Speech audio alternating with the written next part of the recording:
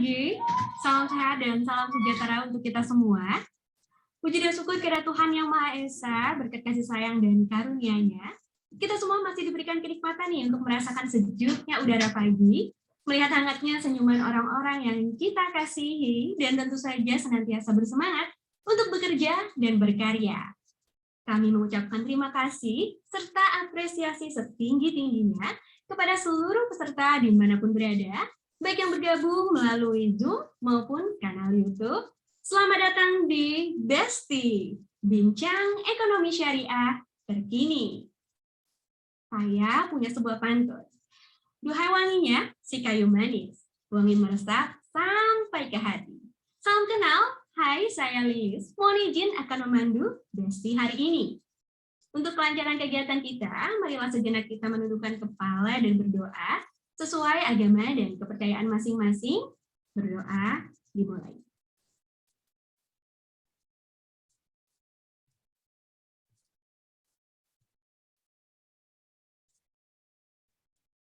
Baik, berdoa selesai.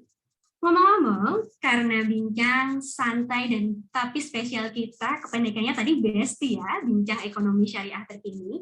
Boleh ya, saya sekalian menyapa teman-teman semuanya dengan sapaan Besti supaya lebih akrab. Baik, Besti, sebagai informasi, kegiatan hari ini merupakan kolaborasi Sekretariat Komite Nasional Ekonomi dan Keuangan Syariah bersama Direktorat Pembiayaan Syariah, didukung oleh Komite Nasional Ekonomi dan Keuangan Syariah, Sekretariat Jenderal, dan juga Direktorat Jenderal Pembiayaan dan Pengelolaan Risiko, serta turut mengundang masyarakat ekonomi syariah, Ikatan Ahli Ekonomi Islam Indonesia, Majelis Upaya Kesehatan Islam seluruh Indonesia, serta Forum Silaturahim Studi Ekonomi Islam. Besti, tema bincang kita kali ini memang bikin penasaran ya. Mengelola keuangan biar tambah cuan memang lagi sering banget dibahas di mana-mana nih, terutama di kalangan anak muda. Ya, di sosial media juga mulai bermunculan konten creator ataupun influencer nih yang ngajarin kita cara dapetin cuan. Tapi ada tapinya nih Besti. Penting banget untuk kita memastikan bahwa cara tambah cuan kita itu aman ya. Apalagi akhir-akhir ini lagi banyak banget nih berita soal investasi, yang ternyata investasi bodong. Nah, untuk itu kita pengen banget sama-sama belajar melalui Besti ini nih dari dua narasumber keren kita nih yang bakalan membagikan ilmunya supaya kita tambah pintar mengelola uang dan tambah pintar dalam memilih investasi. Sepertinya sudah hadir ya di ruang Zoom kita. Langsung saja kita sapa ya. Assalamualaikum, Mas Aji Purnomo Putro. Waalaikumsalam warahmatullahi wabarakatuh. Selamat pagi, sehat selalu. Wah, selamat pagi. Apa kabar nih, Mas? Alhamdulillah baik. Apakah suara saya didengar dengan jelas? Sip, jelas banget, Mas. Oke, siap, Mbak. Lalu narasumber kita yang kedua ada Kak Anissa Ningrum Yuliastuti. Kita sambut Kak Anissa. Apakah sudah bergabung juga dengan kita? Oke. Assalamualaikum Mbak Lilis. Ya, apa kabar Kak? Alhamdulillah baik. Alhamdulillah. Pagi, Nah, Mas. Besti. Pagi, assalamualaikum. Sebelum kita mulai bincang-bincangnya nih, Mas Aji dan Kak Anissa, boleh ya kita ambil foto dulu nih? Supaya masih pada seger-seger, jadi kita foto dulu di awal sebelum kita nanti bincang-bincang. Nah, Besti silakan semuanya boleh on cam dan siapkan pose terbaiknya nih. Kalau sudah siap, hitungan dari saya ada berapa halaman ya? Ini ada sekitar 2 halaman nih. Baik, halaman yang pertama, 1, 2, jahe. Baik, halaman yang kedua, 1, 2, cheese. Sip, baik. Terima kasih, Besti, Mas Aji, dan Kak Anissa. Udah foto-foto, sepertinya nanti Kak Anissa akan ada di segmen kedua. Jadi yang segmen yang pertama, saya akan ngobrol dengan Mas Aji Purnomo Putro. Tentang apa sih? Kita akan bahas how to manage our money ya, cara cerdas mengelola keuangan. Kita kenalan dulu nih sama Mas Aji. Beliau sehari-hari adalah ASN Kementerian Keuangan, merupakan Certified Financial Planner, dan banyak berbagi tips mengelola keuangan di Instagram pribadinya, yaitu @Aji Purnomo Putro. Nama panggungnya Mas Aji adalah Om Kumis ya, Om? Om Kumis, ya benar sekali, Mbak. Ya, kalau boleh izin memanggil Mas Aji dengan sapaan panggungnya aja nih, Om Kumis. Silakan, Mbak. Malah Ya. lebih akrab kan? Iya, benar-benar. Jadi nanti Besti juga kalau mau nanya, nih raise hand, langsung nanya sama Om Kumis juga harus apa wajib apa pakai Om Kumis. Jadi kalau pakai Om Kumis, jangan dijawab ya, Om. Siap. Siap. Om Kumis, Besti semua di sini orangnya nggak sabaran, termasuk saya nih. Untuk poin aja nih, Mas. Kita semua pengen tahu kenapa sih, Om, kita mesti banget mengelola keuangan atau mengelola duit yang kita punya nih, Mas. Oke, mungkin jadi kan agama kan ngajarin kita ya Mbak ya, kita harus berikhtiar dulu sebelum bertawakal. Kemudian pandemi ini bikin kita belajar banyak banget gitu ya. Dulu kita merasa asuransi itu nggak penting, tetapi sekarang asuransi itu jadi penting banget gitu ya, supaya akses ke pelayanan kesehatan itu menjadi lebih baik. Kemudian ada hadis nih yang diriwayatkan oleh Ibnu Abbas radhiyallahu an. Kita harus memanfaatkan sesuatu pas kita lagi di saat yang menguntungkan, supaya nanti pas di saat tidak menguntungkan itu kita akan sudah mempunyai persiapannya. Hidup sebelum mati, sehat sebelum sakit, sempat sebelum sempit, muda sebelum tua, dan kaya sebelum miskin. Mungkin kita saat ini baik-baik saja, cuma kalau kita nggak persiapan, mungkin pas kita butuh nanti mungkin akan kesulitan gitu. Agama sudah mengajarkan kita seperti itu. Kemudian kita lihat Mbak, kita itu sampai umur 21 ya, rata-rata kan belum ada yang apa itu sampai umur 21 kan belum ada yang mempunyai duit ya. Masih minta terus gitu. Baru mungkin umur 22 sampai dengan 25 kita punya banyak uang. Kemudian nanti kemudian kita pensiun. Artinya apa? Ternyata kita itu produktifnya dibanding tidak produktifnya itu lebih banyak tidak produktifnya, Mbak. Lebih banyak kita menghabiskan uang dibandingkan kita mempunyai uang gitu, mempunyai uang. Nah, pada saat kita produktif tersebut, pada saat masa-masa keemasan kita ini, penting banget kita merencanakan keuangan dengan baik. Tabungan, deposito kita perbanyak gitu untuk persiapan nanti di hari tua. Asuransi, ya kan kita sekarang sehat, saya nggak butuh asuransi, tetapi nggak ada itu asuransi yang mau terima orang yang sudah mau meninggal atau pasti sakit gitu kan. Dana pensiun, ayo Mbak Lilis masih muda, udah punya belum dana pensiunnya? Jangan menyiapkan dana pensiun nanti menjelang pensiun, harus kita persiapkan mulai sekarang. Kalau punya hutang kita kelola dengan baik. Nah, masih ada duit kita investasikan gitu. Terus warisan. Masih muda ngapain mikirin warisan? Oh, jangan sampai dong yang peristiwa yang terjadi saat ini gitu ya, di mana ada dua kubu yang apa itu? Yang bertengkar gara-gara waris. Masa nanti terjadi ke kita gitu. Tapi sekarang saya ini kaya loh. Saya nggak butuh perencanaan keuangan, wong duit saya banyak. Bapak, Ibu, tahu kan Ronaldinho? Sekaya apa dulu dia? Kaya banget gitu, pengen rumah model apapun terbeli. Cuma karena perencanaan keuangan dia tidak baik, dia itu sampai terjerembab dalam hutang. Pernah ada berita uangnya itu katanya cuma tinggal 88.000, Mbak. Saldo minimal saya aja lebih tinggi dari itu, karena saldo minimal BRI kan 100.000 ya. Jadi lebih tinggi dari uangnya Ronaldinho gitu. Terus ada lagi yang di deket-deket kita, penduduk yang tiba-tiba jadi orang kaya baru, dapat gusuran di Tuban ya waktu itu ya. Yang mereka lakukan apa? Seneng-seneng, foya-foya, beli mobil dan segala macam. Sekarang mereka kebingungan, untuk makan saja mereka kekurangan gitu. Itulah pentingnya perencanaan keuangan yang baik. Nah, perencanaan keuangan itu segala aspek, merencanakan cash flow, asuransi, asetnya mau seperti apa, pengeluaran besar, saya nanti pengen nikah, saya nanti pengen punya rumah, anak saya nanti mau sekolah, hari tua saya seperti apa, waris saya, utang saya, dana pendidikan anak, banyak banget yang bisa kita rencanakan, Mbak.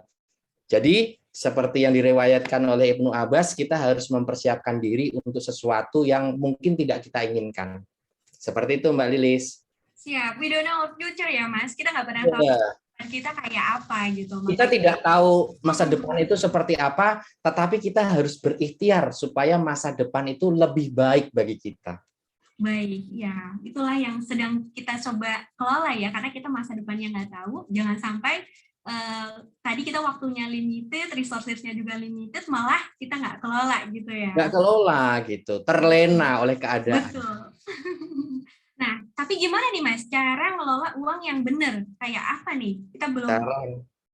Cara mengelola uang yang benar. Anggap aja gini Mbak Lilis. Mbak Lilis lagi jalan-jalan nih ke mall gitu ya. Aduh, mumpung apa PPKM ini lagi diturunkan, nge-mall udah sekian bulan nggak ke mall gitu ya.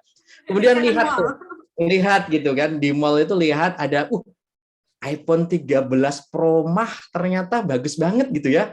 Foto saya jadi glowing dan segala macam. Itu namanya tujuan keuangan Mbak Lilis. Mbak Lilis jadi pengen iPhone 13 Pro Max.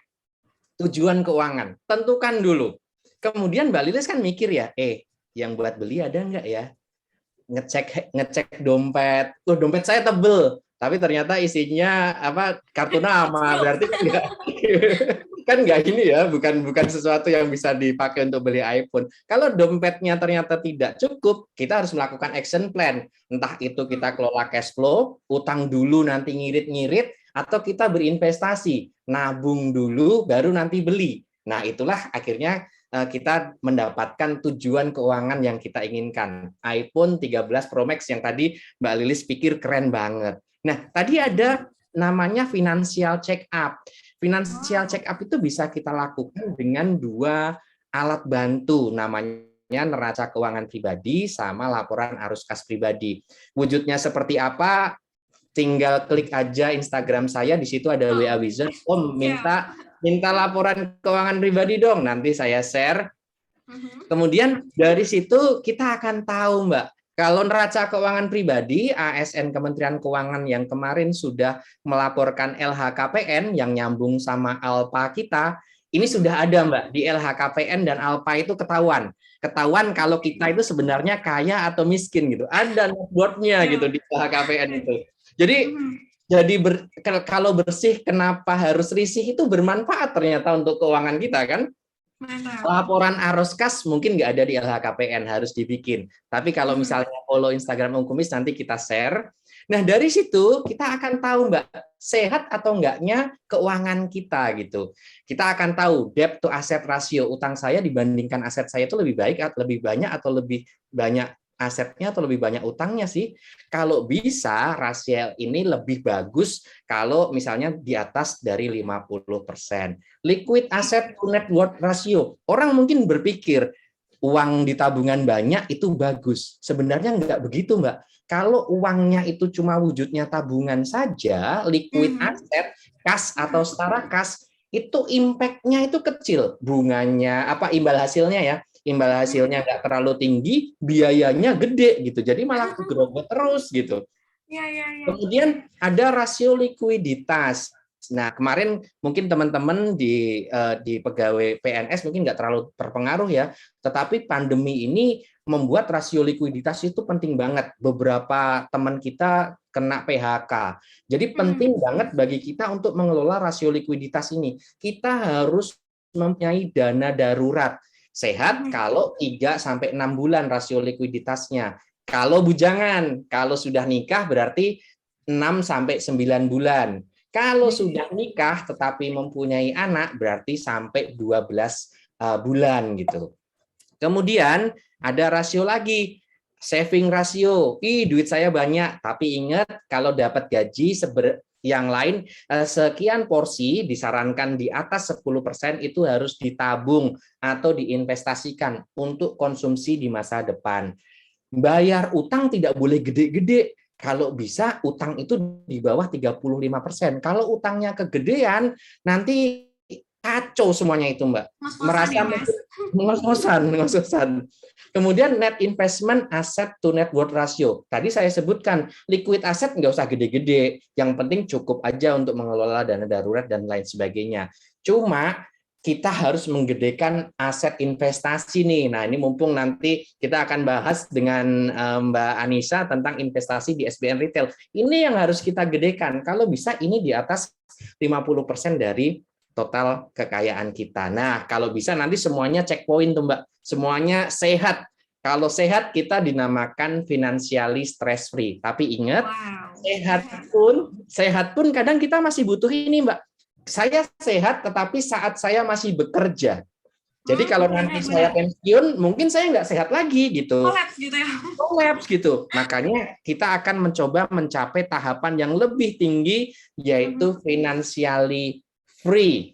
Kita mempunyai aset yang menghasilkan, SR016 itu nanti menghasilkan banget, kemudian ada lahan produktif dan lain sebagainya. Jadi nanti ketika pun kita pensiun atau kita memutuskan berhenti dari pekerjaan, kita sudah sehat gitu.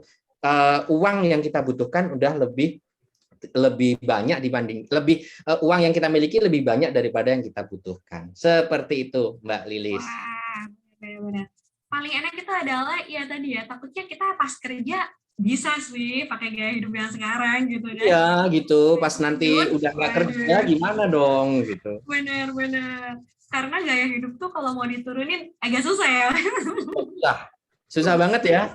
Naikinnya gampang gitu kan, hedon sama temen-temen, tapi begitu mau nurunin gaya hidup, diajak ngirit dikit aja kayaknya susah banget gitu ya Mbak ya. Nah, itu salah satu poin yang harus kita perhatikan. Tapi tadi kalau memperhatikan banyak sekali hal yang harus kita cek, apakah kita tuh sehat atau enggak secara finansial, sebenarnya ada prioritas utama nggak sih Mas yang butuh kita kelola gitu, apalagi untuk kayak beginner kayak saya nih?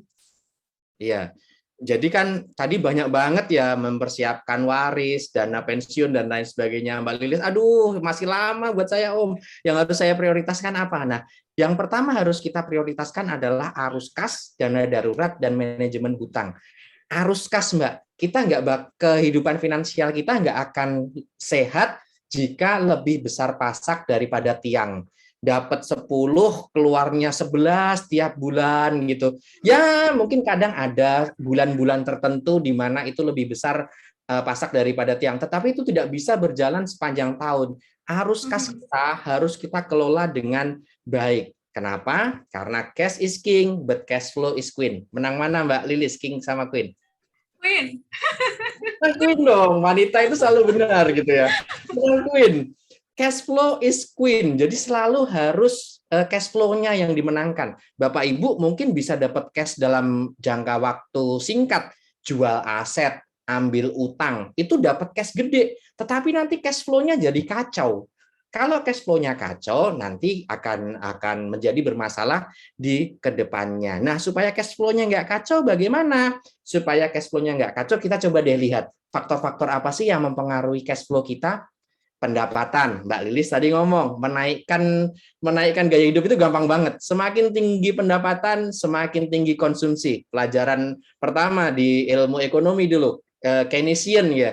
Kalau konsumsi itu adalah fungsi daripada pendapatan gitu. Pendidikan, semakin tinggi pendidikan kita, semakin besar pengeluaran. Bapak Ibu yang dulu Mbah saya yang petani, dia nggak membutuhkan uang tiap bulan untuk beli data internet, Mbak. Tapi kita yang Netflix-an, tapi kita butuh itu. Umur, semakin tinggi umur selalu pendapatannya pengeluarannya itu selalu lebih gede gitu ya. Anak lahir cuma butuh Pampers, masih ASI sama orang tua. Gede dikit Pampers plus susu formula dan MPASI. Gede dikit lagi susu formula sama sekolah lebih tinggi terus gitu ya. Kemudian lingkungan, Mbak Lilis bekerja di lingkungan yang orangnya bisa berhemat terus, akan berbeda dengan bekerja di lingkungan yang, aduh makan siangnya kemana ya kita hari ini? Oh gitu ya, iya dong. Kalau lingkungan kita itu ngomong, aku bawa dari rumah, Mbak Lilis akan termotivasi bawa bekal dari rumah. Tetapi kalau hari ini kita kemana ya? Itu beda lagi gitu. Kemudian sosmed, Mbak. Sosmed itu mempengaruhi pengeluaran kita. Dulu Mbak Lilis mungkin kalau makan, orang tua Mbak Lilis kalau nyari warung makan, mungkin nyari warung makan yang enak. Tapi Mbak Lilis nyari tempat makan, bukan warung makan lagi sekarang, tempat makan adalah tempat makan yang instagramable gitu ya. Ya, yang estetik. Iya, gitu. Jadi beda gitu. Nah, terus bagaimana sih caranya supaya faktor-faktor ini bisa kita kelola dengan baik? Agama mengajarkan prinsip pengelolaan keuangan secara syariah itu mengajarkan dahulukan prioritas.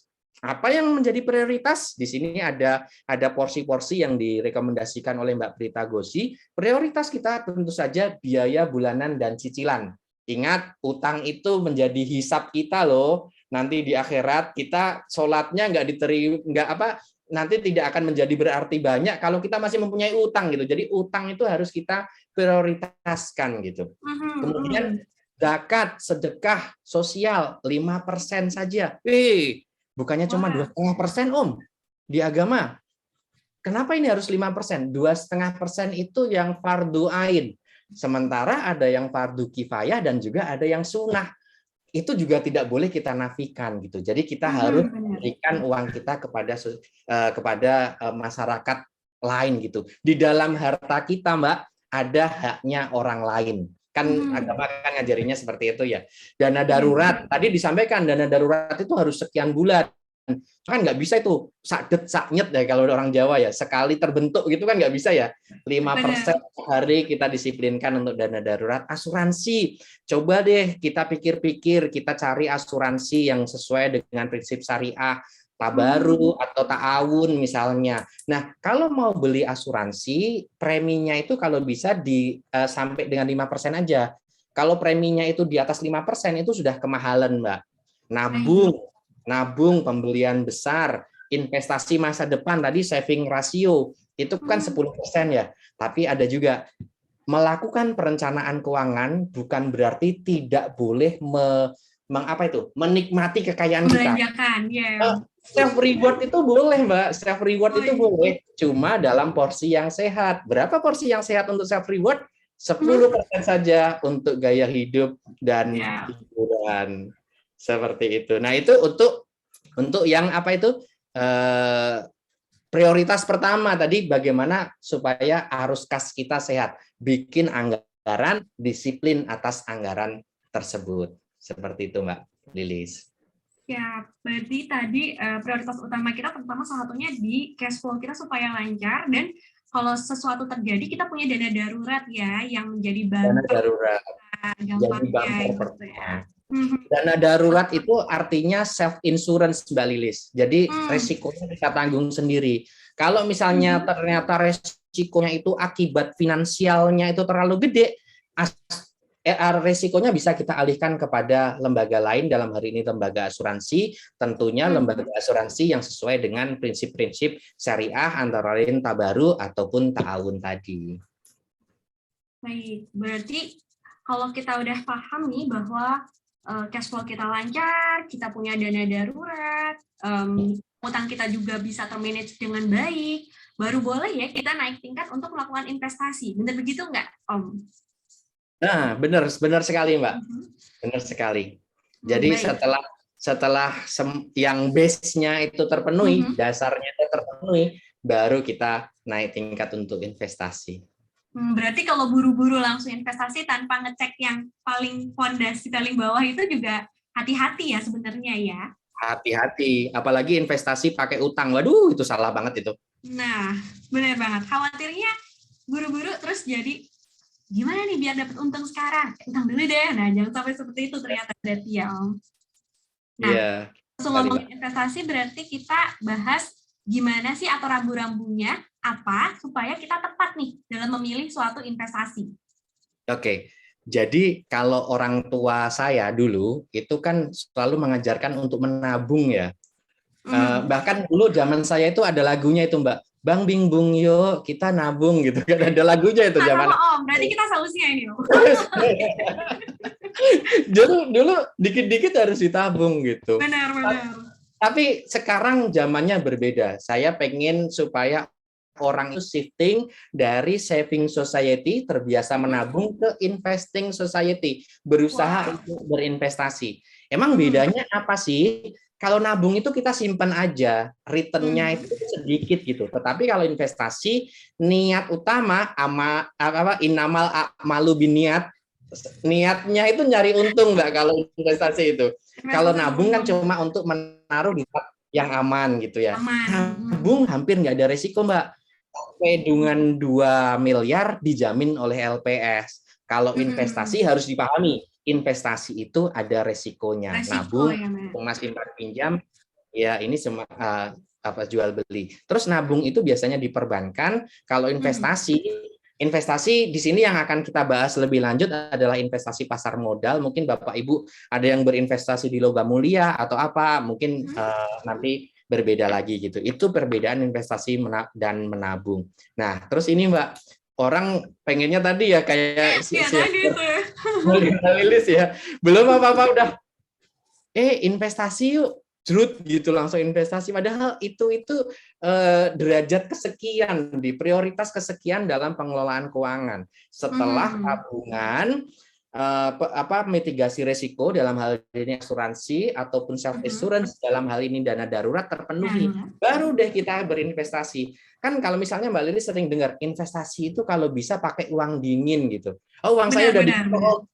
Uang saya udah dingin, kemarin semalam sempat ditaruh di freezer gitu katanya. Kan gitu ya, investasi pakai uang dingin. Uang dingin itu artinya apa? Uang dingin itu artinya uang yang kalau kita pakai itu nanti tidak berpengaruh kepada kebutuhan pokok kita gitu. Kita nggak akan terganggu gitu. Makanya kalau bisa berinvestasi untuk uang dingin. Nah, sebelum berinvestasi kita harus bercermin dulu tuh. Kenali profil risiko kita. Karena investasi yang cocok buat saya apa, Om? Kalau Mbak berinvestasi di tempat yang legal, Mbak pasti akan disodori kuesioner. Kuesioner itu nanti akan menunjukkan profil risiko Mbak. Apakah Mbak Lilis konservatif, berarti cuma pengen yang aman-aman saja, turun dikit udah jantungan itu, atau moderat nggak bisa tidur gitu. Ya Allah, aku rugi berapa? Rugi 1.000 gitu. 1.000 aja jadi kepikiran gitu, Mbak. Itu berarti nggak cocok di investasi yang ada resikonya atau resikonya tinggi. Berarti konservatif aja ya. Moderat lebih bisa mentolerir resiko. Kalau agresif itu dia toleransinya lebih gede lagi. Dia nggak masalah rugi gede karena dia selalu berpandangan lebih jauh gitu. Ke depan kayaknya untung deh. Riak-riak atau rugi ini cuma sementara gitu. Jadi nanti pertama adalah kita kenali profil risiko, bercermin dulu. Ada juga itu di slide Excel di Excel yang sudah saya siapkan, tinggal follow @Aji Purnomo Putro, nanti saya share. Kemudian setelah kita mengenali diri kita, Mbak Lilis kan pengen cari jodoh ya, ini investasi ya. Kita harus investasi itu kan kayak cari jodoh ya. Kita kenalan diri, kita tahu diri kita pengen tahu juga jodoh kita atau instrumen investasinya itu seperti apa. Emas misalnya, kalau mau untung investasi di emas jangan cuma lihat harga belinya, tetapi juga lihat harga jualnya. Karena ketika kita berinvestasi di logam mulia, emas logam mulia ya ini ya, bukan emas yang untuk bikin panas ibu-ibu sebelah rumah ya. Kalau itu kan beda ya. Kalau emas untuk emas batangan gitu ya. Emas logam mulia itu harus diperhatikan harga jual, harga beli. Jangan beli emas pas harganya tinggi. Kalau beli pas harganya tinggi kayak sekarang nanti untungnya malah masih jauh gitu. Jadi beli emas itu pas turun aja harganya karena emas itu safe haven. Properti, mau untung properti gimana sih? Katanya kalau mau untung berinvestasi di properti itu kuncinya cuma 3, Mbak. Lokasi, lokasi, lokasi. Jadi cari lokasi yang bagus, lokasi yang berkembang, yang kalau kita beli sekarang Senin harga naik itu, Mbak Feniris. Ini Selasa ya, berarti Rabu harga naik gitu ya. Senin harga naik. Investasi di reksadana. Jadi ketahui instrumen kita itu seperti apa, cocok nggak sama kita. Reksadana itu ada underlying-nya. Ada reksadana pasar uang, reksadana pendapatan tetap, campuran, reksadana syariah, reksadana saham. Kita harus mencari apakah itu berbasis syariah atau enggak. Cari underlying asetnya apa, kemudian underlying asetnya itulah yang akan menjadi pemberat risiko utama bagi si reksadana. Obligasi, untungnya apa apa nanti, kemudian stream value-nya seperti apa. Mungkin banyak orang yang nggak tahu kalau pemerintah saat ini memberikan dukungan untuk pasar obligasi dengan menurunkan pajak atas PPh bunga obligasi. Itu harus kita ketahui. Saham, bentar lagi mau ada launching Goto nih. Nanti jangan sampai ya semuanya FOMO beli lagi, nggak melakukan assessment seperti waktu marketplace sebelumnya gitu. Jadi kita pelajaran untuk berinvestasi saham, kita minimal harus tahu bagaimana menganalisis secara top down kondisi ekonomi, kemudian kondisi sektor, kemudian perusahaan yang mau kita tempatkan. Baru kita memutuskan beli nggak ya sahamnya. Peer-to-peer lending, ini dulu favorit banget Mbak. Banyak yang berprinsip syariah. Peer-to-peer lending ini membantu orang-orang yang sebelumnya tidak bankable menjadi bankable gitu ya. Return-nya juga lebih tinggi. Cuma selalu ingat, di balik expected return selalu ada risikonya. Makanya penting banget Mbak, supaya kita tidak naruh uang kita di satu tempat.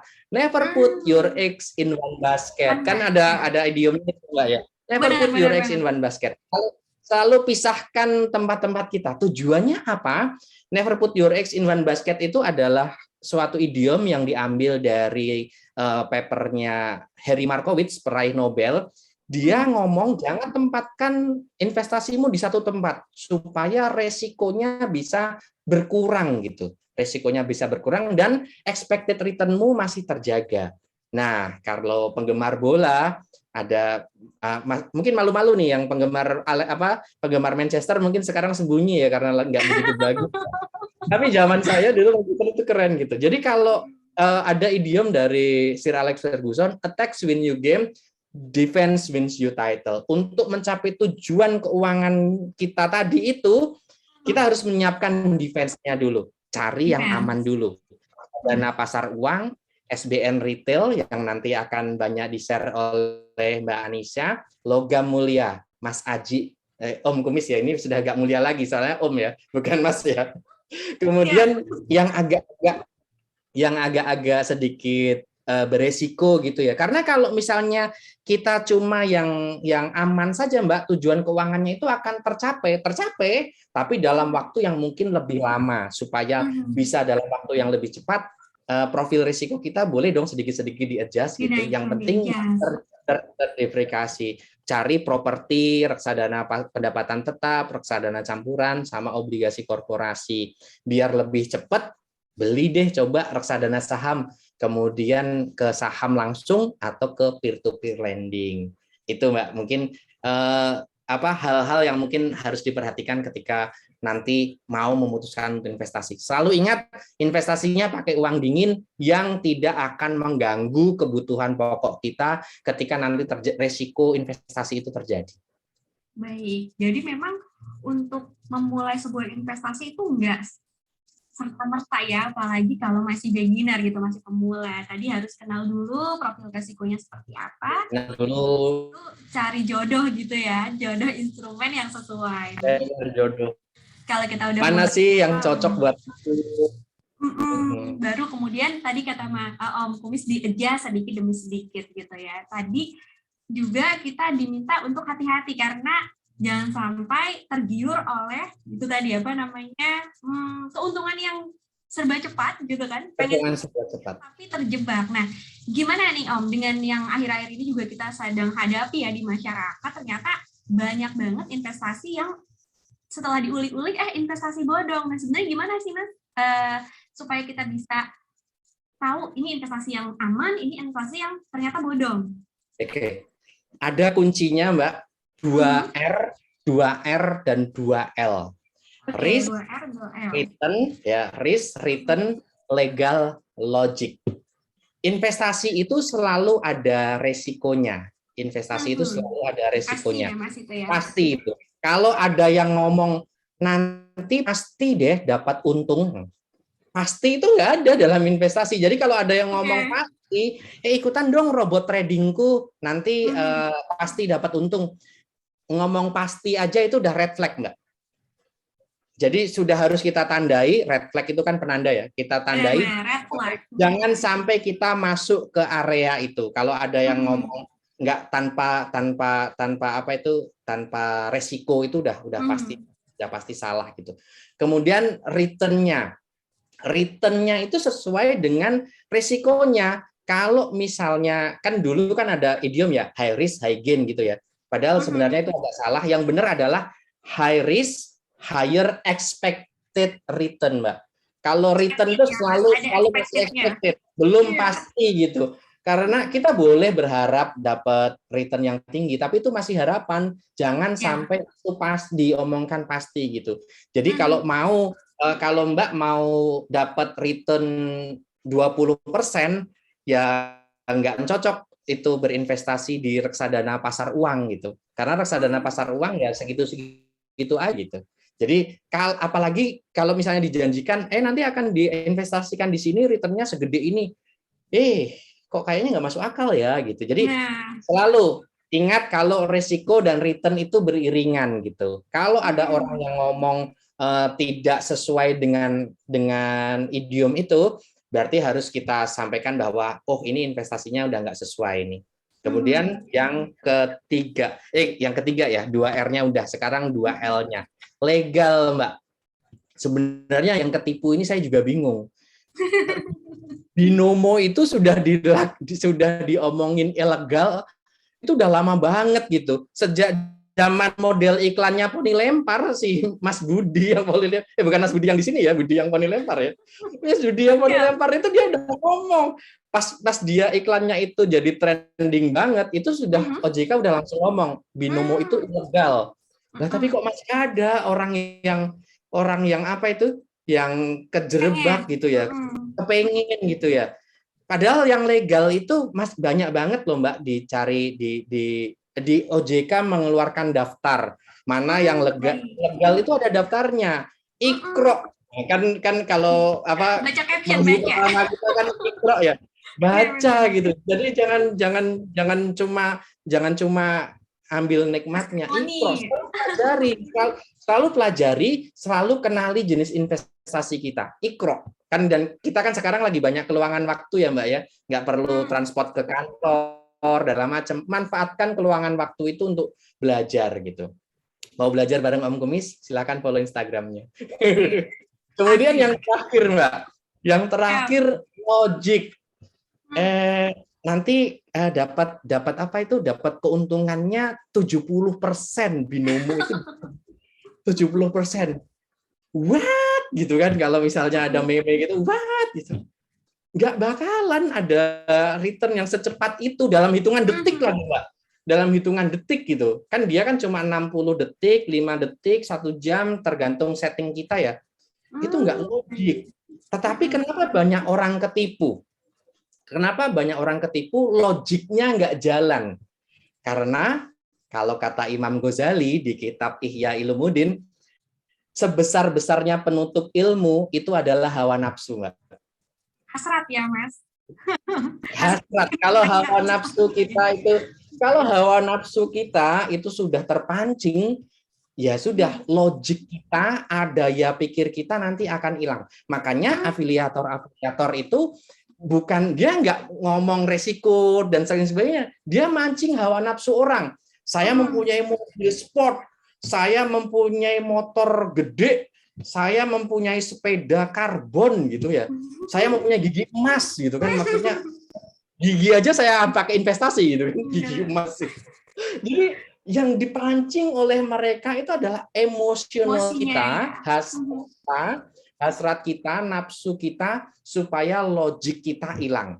Jadi selalu perhatikan risk, return, legal, logic. Hal itulah yang akan menjadi pembeda. Kalau misalnya kita memperhatikan itu, nggak bakalan insya Allah kita terjebak di investasi yang bodong gitu ya. Mungkin seperti itu. Ya. Nah, Om Kumis, ini sebenarnya pertanyaan-pertanyaan kayaknya juga teman-teman udah langsung bisa ya menyampaikan di kolom chat kalau udah ada yang pengen ditanyakan, tapi nanti kita akan bahas pas diskusi, di sesi diskusi. sebelum menutup segmen bersama Om Kumis, ada satu pertanyaan terakhir nih Om, karena kan pemerintah lagi menawarkan nih sukuk retail SR 016 sampai 17 Maret. Masih ada 2 hari lagi nih. Analisa Om Kumis nih, pakai 2R dan 2L tadi terhadap sukuk retail SR 16 gimana nih? 2R, 2L untuk SR016. Risk, apakah ada resikonya? Pasti ada. Tetapi resiko dari SR016 itu dihilangkan dengan jaminan undang-undang. Cuma kita harus ingat bahwa resiko itu selain resiko gagal bayar, ada juga resiko likuiditas. Jadi teman-teman kalau pas butuh uang suatu waktu, mungkin SR016 bisa ngasih, ketika kita menjual mungkin baru terselesaikan 2 hari kerja ya Mbak Anissa ya, T+2 ya. Jadi resikonya apakah ada? Ada, cuma resiko itu sudah dihilangkan dengan undang-undang untuk menjamin pembayarannya. Yang masih ada adalah resiko likuiditas. Returnnya masuk akal banget Mbak. Investasinya aman, returnnya di atas dari deposito, tetapi masih di bawah return aset-aset yang lebih berisiko lain, saham misalnya. Jadi masuk akal gitu, returnnya itu masuk akal. Kemudian legalnya Mbak, yang mengeluarkan pemerintah ya kurang butuh legalitas apa gitu kan, legal banget gitu. Dan tadi seperti saya sampaikan, karena returnnya itu berada beneran di range yang sesuai dengan risikonya, berarti logik gitu Mbak, seperti itu. Jadi untuk asesmen 2R, 2L, cek gitu. Dengan nilai A plus ini Mbak nilainya. A plus, baik. Om Kumis, terima kasih. Tadi pertanyaan terakhir dari saya, tapi nanti pastinya akan banyak pertanyaan dari Besti ini. Kalau kita akan bahas nanti di waktu diskusi, mohon izin saya nanti akan bincang-bincang dulu dengan Kak Anissa. Untuk sementara terima kasih Om Kumis, nanti ketemu lagi ya di sesi diskusi. Siap Mbak. Nah, ngomongin investasi syariah, khususnya di sukuk retail, pastinya Besti kita semua bakal banyak belajar dari narasumber kita yang kedua, yaitu Kak Anissa ya. Tapi sebelum kita undang Kak Anissa, serta bincang-bincang langsung dengan Kak Anissa, Besti boleh menonton video berikut ini ya.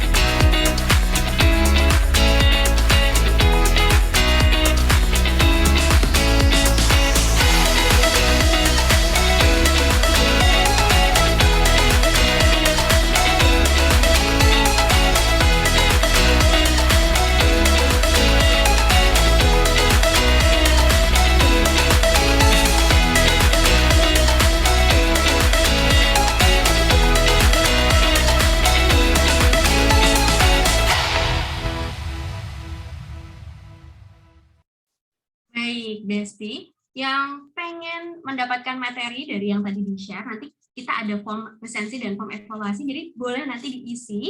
Sekaligus nanti juga bisa mendapatkan e-sertifikat dan door prize ya. Jadi silakan nanti ketika panitia sudah share linknya, silakan diisi dengan baik, dan dari situ nanti kita akan mengirimkan e-sertifikat. Besti, melanjutkan perbincangan kita dengan Om Kumis tadi, saya undang kembali nih Kak Anissa Ningrum Giliastuti. Anissa. Hai Mbak Lilis. Siap. Baik, terima kasih sudah menunggu Kak Anissa. Ya, Kak Anissa adalah analis pengelolaan aset FDSN Direktorat Pembiayaan Syariah. Bahasa gampangnya, Kak Anissa adalah yang sehari-hari bertugas mengelola FDSN nih, Besti. Betul ya, Kak Anissa? Iya, Mbak Lilis. Nah, tadi kita semua sudah belajar cara cerdas mengelola uang bersama Om Kumis. Salah satunya ternyata bisa melalui investasi di sukuk retail nih, Kak.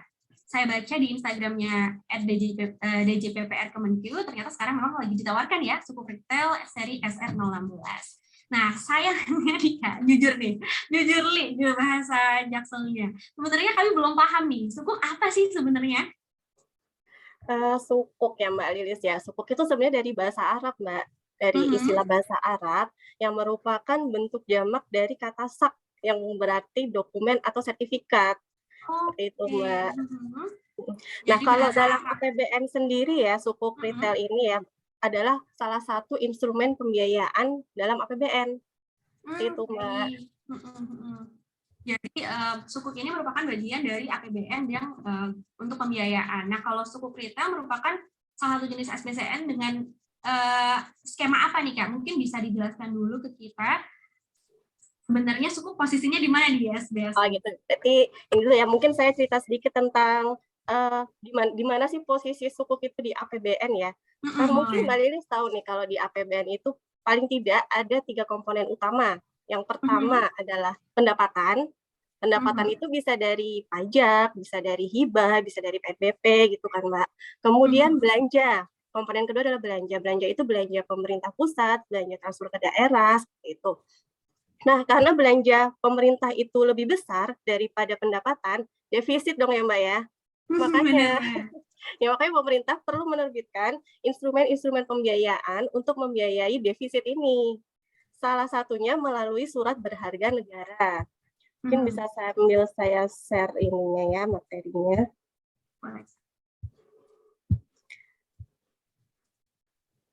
Sudah terlihat ya Mbak Lilis ya? Boleh ya. Nah, tadi surat berharga negara itu adalah salah satu instrumen pembiayaan APBN. Nah, surat berharga negara sendiri itu ada 2 macam. Yang pertama yang konvensional atau mungkin kita taunya surat utang negara atau SUN. Kemudian yang prinsipnya syariah atau surat berharga syariah negara atau kita kenalnya dengan sukuk negara. Nah, ini yang nanti kita bahas yang lebih jauh yang SBSN ini Mbak Lilis.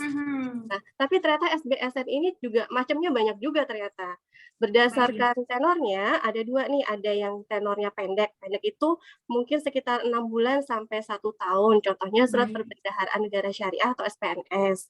Kemudian yang tenor-tenor jangka panjang ini dibedakan lagi berdasarkan denominasinya, yaitu rupiah dan falas. Untuk rupiah ada yang suku bunganya variabel, contohnya adalah sukuk tabungan atau ST. Kemudian yang fixed rate ini ada macam-macam juga, ada SDHI atau Sukuk Dana Haji Indonesia, tapi yang sekarang ini udah nggak terbit lagi nih Mbak Lilis. Kemudian Islamic Fixed Rate, Project Based Sukuk, dan Sukuk Retail. Kemudian yang denominasi falas, kita punya falas domestik. Falas domestik ini maksudnya kita terbitkan di dalam negeri, tapi menggunakan mata uang falas, mata uang asing. Contoh serinya itu USD PBS. Kemudian yang terakhir adalah global sukuk, ini kita jual di pasar global. Nah, kalau sukuk negara retail itu cuman ada 2 macam. Yang pertama sukuk retail yang diperdagangkan, nanti kita bahas lebih lanjut ya Mbak Lilis ya. Kemudian sukuk tabungan yang tidak dapat diperdagangkan, seperti itu Mbak. Nah, kalau SR16 ini berarti maksudnya sukuk retail yang fixed rate itu ya Kak? Iya, benar banget Mbak. Baik. Nah, sebenarnya apa aja sih fitur menarik yang ditawarkan dari seri SR16 ini, Kak? Oke, fitur SR16 ini karena diterbitkan oleh pemerintah, berarti emitennya adalah pemerintah Republik Indonesia, jelas itu ya Mbak ya. Kemudian dia tanpa warkat atau scriptless. Maksudnya gimana? Maksudnya ketika investor membeli SR16, dia tidak akan mendapatkan sertifikat fisik berupa sertifikat kepemilikan ya, itu nggak dapat itu ya. Jadi nanti kita hanya akan mendapat semacam bukti kepemilikan, kayak notifikasi aja bahwa kita sudah memiliki SR. Kemudian masa penawarannya itu udah mulai dari 25 Februari sampai 17 Maret 2022, 2 hari lagi nih Mbak. Ini masa penawaran 2 hari lagi masih bisa buat borong? Masih bisa. Ini maksudnya masa penawaran ini kalau kita mau beli SR16 di pasar perdana ya Mbak ya. Jadi cuma bisa di tanggal ini. Kemudian tenornya itu 3 tahun. Jadi nanti SR16 ini akan jatuh tempo pada tanggal 10 Maret 2025. Kemudian imbal hasilnya adalah 4,95% per tahun. Tapi imbal hasilnya dapat kita terima masing-masing bulan, tiap bulan jadi kita dapat, Mbak. Oh gitu, jadi 10, disampaikannya iya. tiap bulan ya, Kak? Iya, benar. Nah, kemudian yang untuk SR16 ini, imbal hasil pertamanya akan diberikan pada tanggal 10 April 2022, jadi short coupon, seperti itu. Baik. Terus apakah tradable? Tradable nggak sih? Oh, SR016 ini tradable, maksudnya jadi kita bisa jual lagi, tapi setelah tanggal 11 Juni 2022 atau berakhirnya minimum holding period. Minimum holding period ini maksudnya setelah investor mendapatkan 3 kali imbal hasil. Tadi kan imbal hasil yang pertama tanggal 10 April, yang kedua berarti 10 Mei, yang ketiga 10 Juni. Nah, sudah 3 kali, setelah itu boleh Baru dijual. mulai di tradable. Boleh jual di pasar sekunder. Kemudian pemesanannya untuk SR ini minimal 1 juta dan maksimal 2 miliar. Tapi 2 miliar? Nggak boleh lebih dari 2 miliar? Nggak boleh. Ini dihitungnya secara kuota nasional nih, Mbak Lilis. Jadi misalnya nih, satu investor beli di satu midis 2 miliar. Terus dia pengen lagi nih beli di midis lain 2 miliar lagi. Itu nggak bisa. Oh, itu 2 miliar untuk nggak bisa. Iya. Jadi satu nama, satu KTP maksimal 2 miliar. Baik. Kemudian karena prinsipnya syariah, akad yang digunakan adalah akad ijarah aset to be lease. Underlying aset yang digunakan adalah proyek dan APBN 2022 serta barang milik negara. Seperti itu, Mbak Lilis. Kemudian mungkin saya jelasin dikit imbal hasilnya ya, Mbak ya. Boleh langsung, Kak. Biar kita kebayang nih gimana kalau kita invest di SR16 imbal hasilnya kayak apa. Nah, ini imbal hasilnya SR16. Tadi kan imbal hasilnya 4,95% per tahun. Jadi misalnya nih Mbak Lilis nih, invest 1 juta di SR16, berarti imbalan per bulannya sekitar Rp4.125. Tapi masih ada pajaknya, Mbak. Masih ada pajaknya 10%. 10%. Jadi imbalan bersihnya cuma dapat 3.712. Nah, semakin besar Mbak Lilis invest, misalnya Mbak Lilis invest 100 juta. Nah, imbalan per bulannya bisa 412.500. Kalau 2 miliar, imbal hasilnya sekitar 8 juta. Enak banget kan ya, Mbak ya? Kayak tinggal duduk-duduk aja dapat gitu imbal hasilnya. Benar. Baik. Karena kita udah mulai paham nih imbal hasilnya dan seterusnya, mungkin bisa lebih jelaskan lagi Kak yang akadnya tadi, karena kan teman-teman mungkin juga perlu belajar nih apa bedanya antara yang konven sama yang syariah. Oke, kalau terkait akad tadi kan saya sebutkan bahwa akadnya adalah akad ijarah aset to be lease. Akad ijarah aset to be lease sendiri itu, ijarah sendiri itu ya, maksudnya adalah akad sewa menyewa.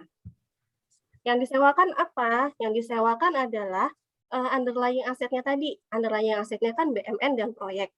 Nah, ini mungkin bisa dibaca nih bahwa akad ijarah ini objek ijarahnya sudah ditentukan spesifikasinya dan sebagian sudah ada pada saat dilakukan, tetapi penyerahan keseluruhan objek ijarah dilakukan pada masa yang akan datang. Nah, boleh diperbesar Kak, izin Kak. Oh ya, maaf. Ya.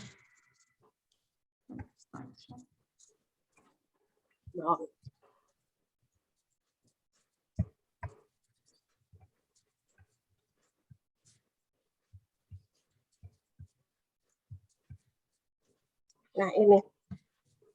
Jadi, objek ijarahnya itu sudah ada dalam bentuk BMN yang sudah ada sekarang dan proyek yang nantinya akan jadi BMN seperti itu, Mbak Lilis. Itu yang disewakan, sehingga transaksi ini bukan lagi transaksi money for money.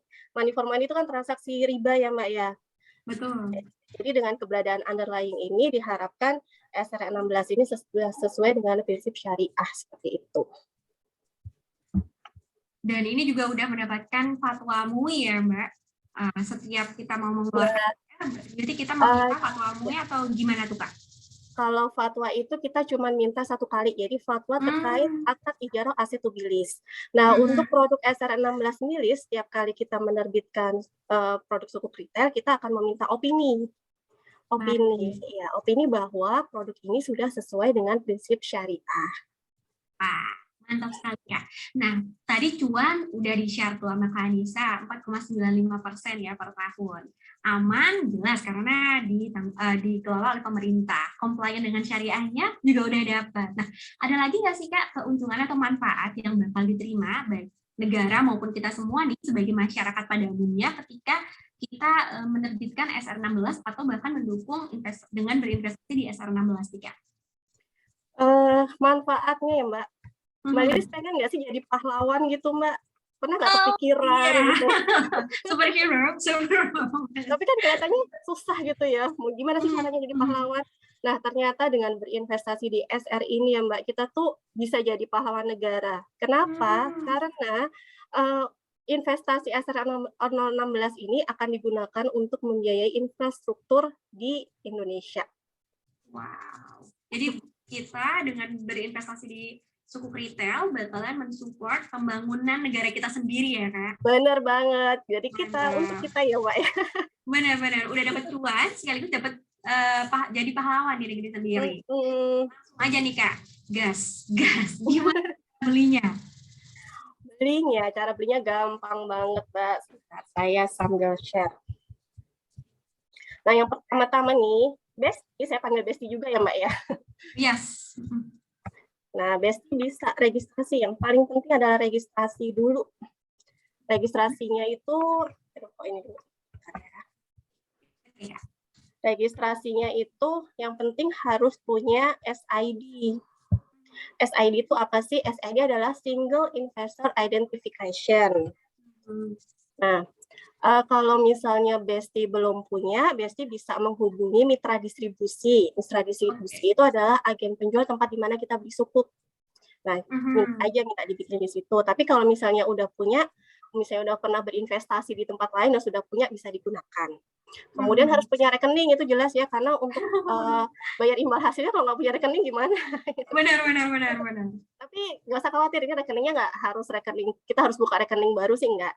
Pakai rekening yang sudah ada aja gitu. Misalnya Besti ini adalah nasabah di salah satu midis, di salah satu bank mungkin ya, itu bisa dipakai pakai rekening itu aja.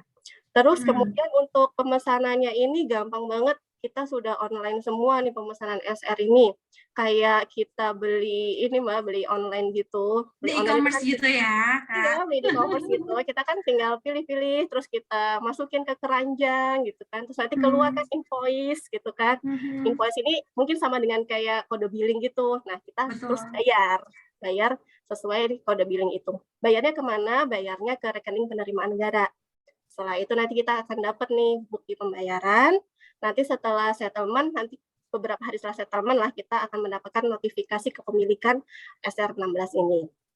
Nah, mungkin tadi saya singgung dikit ya Mbak tentang mitra distribusi. Jadi boleh dijelaskan aja gitu kan. Ternyata banyak banget nih Mbak, mitra distribusi kita ada 30. Terdiri dari bank syariah, bank konvensional, perusahaan efek khusus, perusahaan efek, fintech. Jadi Besti bisa milih di mana aja boleh di sini, tinggal dipilih aja. Benar-benar lengkap banget ya. Iya, tapi biasanya nih masing-masing midis kan punya cara pembelian masing-masing ya yang lebih spesifik gitu kan ya. Nanti bisa dicek nih, mungkin jalan-jalan nih ke landing page-nya Sukuk Retail di kemenkeu.go.id/sukuk retail. Di situ nanti ada link masing-masing mitra distribusi. Nah, linknya itu nanti akan mengarahkan ke cara pembelian sukuk SR16 ini, Mbak. Boleh, jadi bisa dibanding-bandingin dulu nih mau beli di mana gitu.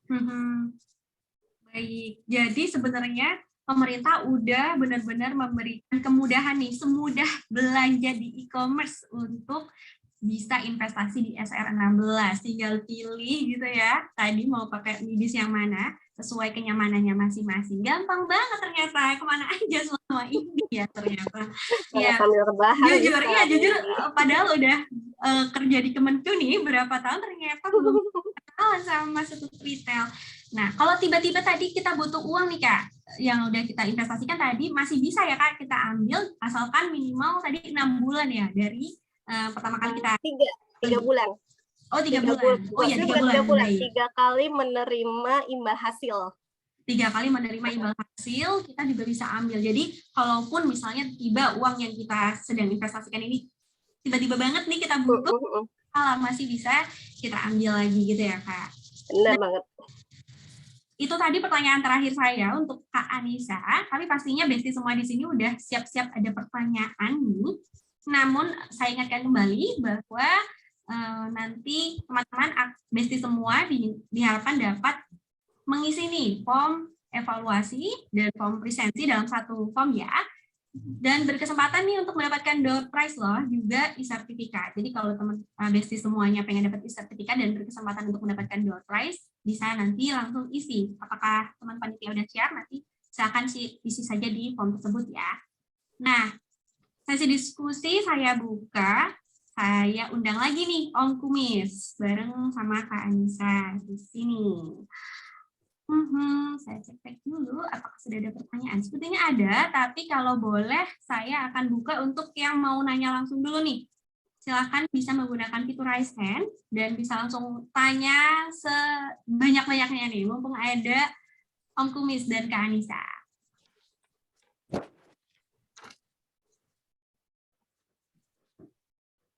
Ada? Kalau belum ada, mungkin saya izin baca pertanyaan dari kolom chat box dulu ya. Pertanyaan yang pertama ada dari Mas Cecen, sebenarnya Mas nih ya. Untuk Kak Anissa. Anissa, saya Cecen dari KPPN Surabaya juga. Kenapa pemerintah tidak menawarkan atau menjadikan SBN dengan tenor jangka panjang, misalnya seri FR atau PBS sebagai instrumen retail, Kak? Oke, untuk sementara ini memang instrumen retail kita set di tenor 2 tahun sampai 3 tahun memang tidak terlalu panjang.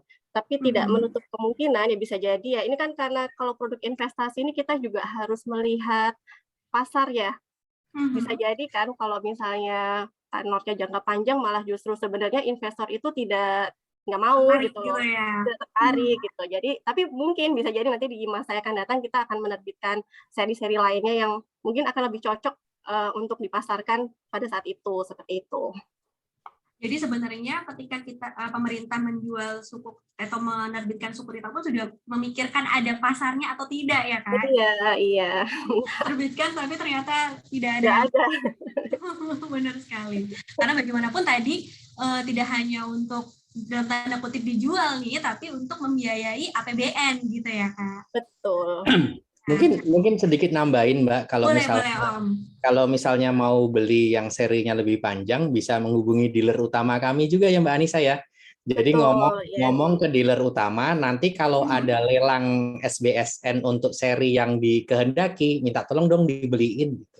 Tapi bukan kita jual secara retail. Retail, ya. Baik. Ini ilmu baru nih ya Om Kumis. Namanya pakai metode book building, Mbak. Oh, baik. Jadi sebenarnya ada sih, tapi memang bisa bukan bisa beli langsung, jadi nggak bisa beli langsung. Tapi nggak bisa beli langsung gitu, Mbak, lewat dealer. Nah, tapi bisa jadi ya Mas Haji ya kalau misalnya kita beli reksadana itu ada bagian dari itu. Nah, dari kalau misalnya kita beli reksadana pendapatan tetap, isinya ya kebanyakan surat utangnya pemerintah, Mbak. Benar. Jadi ketika walaupun kita nggak langsung membeli pemerintah, tapi ketika kita menaruh reksadana sebenarnya bagian dari tadi yang ditanyakan oleh Mas Cendra ya, tenornya panjang. Nah, lanjut ada pertanyaan berikutnya untuk Kak Anissa lagi nih, tapi nanti Om Kumis pastinya boleh menambahkan. Jika pembeli suku retail meninggal nih, bagaimana nih nasib investasinya? Apakah bisa diwariskan ke ahli warisnya? Bisa banget Mbak Lilis, karena ini kan tradable ya, bisa diperjualbelikan di pasar sekunder, jadi bisa diwariskan ke ahli waris. Jangan khawatir. Wah, ya, jadi jangan khawatir hilang. Pokoknya secara keamanan udah dijamin banget nih di suku retail. Lanjut dari Kak Anggi nih, dari UPI Bandung. Izin bertanya Om Kumis, mohon info berapa jumlah penghasilan minimal untuk bisa investasi? Apakah ada nih minimum penghasilan yang membuat kita tuh ya udah deh ini saatnya kita untuk investasi. Lalu yang kedua, ragam investasi apa untuk dana yang tersedia 200.000 per bulan nih Om? Nah, kalau dulu ya Mbak ya, dulu mungkin investasi itu idiomnya pandangan utamanya itu investasi itu harus butuh uang yang gede gitu ya. Tapi sekarang investasi itu mulai 10.000 aja bisa gitu. Jadi ada benar banget. Tadi Mbak Anissa ada agennya yang dari penjual reksadana gitu ya. Bibit terus Bareksa itu kita bisa berinvestasi mulai dari 10.000 gitu. Nggak ada alasan untuk tidak berinvestasi mulai dari sekarang gitu. Nah, sekarang kalau misalnya tadi kan masih mahasiswa ya. Kalau mahasiswa saya selalu menyarankan rubah latte faktor kita menjadi produktif habit. Kan latte faktor itu kita kan kadang kita itu nggak merasa boros gitu ya. Tapi kalau misalnya Mbak Lilis tiap hari beli kopi mantan, kopi janji, itu kan mahal juga gitu Mbak. Nah daripada 18.000 untuk alokasi kopi tiap hari, kenapa nggak yang 8.000 untuk sasetan, sementara 10.000-nya diinvestasikan. Kita tetap dapat kopi, tetapi kita dapat yang untuk investasinya juga gitu. Wah, baik. Jadi nggak ada minimalnya lagi, apalagi sudah mempunyai 200.000 setiap bulan untuk alokasi investasi kan. Jadi bisa banget untuk untuk diinvestasikan di tempat yang sesuai dengan risiko dari penanya tadi itu. Selalu ingat investasi di tempat yang sesuai dengan profil risiko kita dan di tempat yang kita kenali. Oh ya, jadi kenalan dulu ya sebelum invest. Aduh nih di chat box saya sampai semoga masih ya waktunya nanti sampai semua bisa terjawab. Lanjut ada Mas Agus, pertanyaan untuk Om Kumis nih. Selamat pagi Om Kumis, apakah financial sustainability dan tujuan keuangan yang baik dapat dicapai oleh individu yang sandwich generation? Aduh, bahasanya nih, sandwich generation. Bisa nggak Om? Bisa dan harus. Kalau misalnya bisa dan harus. Kenapa saya ngomongkan ada tambahan harus? Sebagai praktisi sandwich generation gitu ya. Kan kita benar-benar sandwich generation ya. Kan jadi gini, Mbak. Kita kan sudah ngalamin ya bagaimana misalnya ada teman-teman yang start dari nol. Kita startnya dari minus deh karena kita harus memikirkan keluarga kita yang lain. Kita nggak pengen hal tersebut terjadi kepada anak kita gitu. Jadi kalau bisa sandwich generation itu stop aja deh di kita. Jangan sampai ini kita itu akan membentuk sandwich generation baru dengan tidak mengelola keuangan yang baik. Nantinya kita akan membuat anak kita itu jadi kayak dana pensiun kita gitu. Jangan ya, waduh. Jangan sampai anak itu jadi dana pensiun. Jadi harus kita siapkan. Bagaimana caranya menyiapkan supaya sandwich generation-nya itu berhenti kepada kita? Yang pertama adalah kita harus ngomong kepada yang saat ini kita biayai. Yang saya biayai itu kebutuhan, bukan keinginan. Wah, baik. Kadang itu tahap beratnya itu. Kalau yang kita biayai, entah itu orang tua, saudara, atau siapapun itu yang kita butuhi adalah keinginan, itu nggak ada batasannya, Mbak. Tetapi kalau yang kita biayai itu adalah kebutuhan, di situ ada batasannya dan lain sebagainya. Dan kita juga harus fair, berterus terang. Saya itu mempunyai uangnya sekian, saya mempunyai tujuan seperti ini, sebagai wujud bakti saya akan memberikan ibu segini. Jadi harus ada keterus-terangan. Kemudian yang kedua, karena kita sudah mempunyai tanggungan, kita harus lebih disiplin, Mbak. Yang tadi porsi-porsi perencanaan cash flow-nya, kita harus lebih disiplin. Kita nggak bisa mentolerir lebih ini lebih itu karena kita mempunyai tanggungan yang berat gitu. Jadi disiplin di porsi tersebut yang untuk kita berikan kepada orang tua atau saudara itu masuk di kebutuhan pokok yang 60% tadi itu. Jangan sampai yang lainnya tetap harus kita perhatikan, tetap harus kita bentuk. Karena tujuannya apa? Tujuannya adalah kebutuhan orang yang kita sayangi itu terpenuhi, sementara tujuan masa depan kita juga harus terpenuhi gitu ya. Yang nomor 3, sandwich generation itu harus dimulai dengan ikhlas, Mbak. Ya, harus dimulai dengan ikhlas. Ridho Allah berada di ridhonya orang tua. Kalau misalnya kita tidak memulainya dengan ikhlas, berat dan lain sebagainya, nanti akan terlalu banyak resisten. Aduh, teman saya aja bisa self reward, kenapa saya harus ngasih ke orang tua sih? Gitu. Jadi kita Seolah-olah ngasih ke seolah-olah ngasih ke orang tua itu enggak ada reward sama sekali. Dan nggak ada reward sama sekali, padahal itu adalah tujuan kita yang lebih tinggi, kan? Kita pengen mencapai bahwa ridho Allah itu kan adanya di ridho orang tua, gitu ya. Seperti itu. Jadi harus kita terus terang ke mereka, kita harus memperhatikan diri sendiri dan harus dimulai dengan ikhlas. Insya Allah kita bisa belajar bersama-sama untuk membebaskan anak kita dari sandwich generation tersebut. Dan mungkin kalau misalnya dulu orang tua kita ada kesalahan, ya kita jangan mengulangi kesalahannya itu.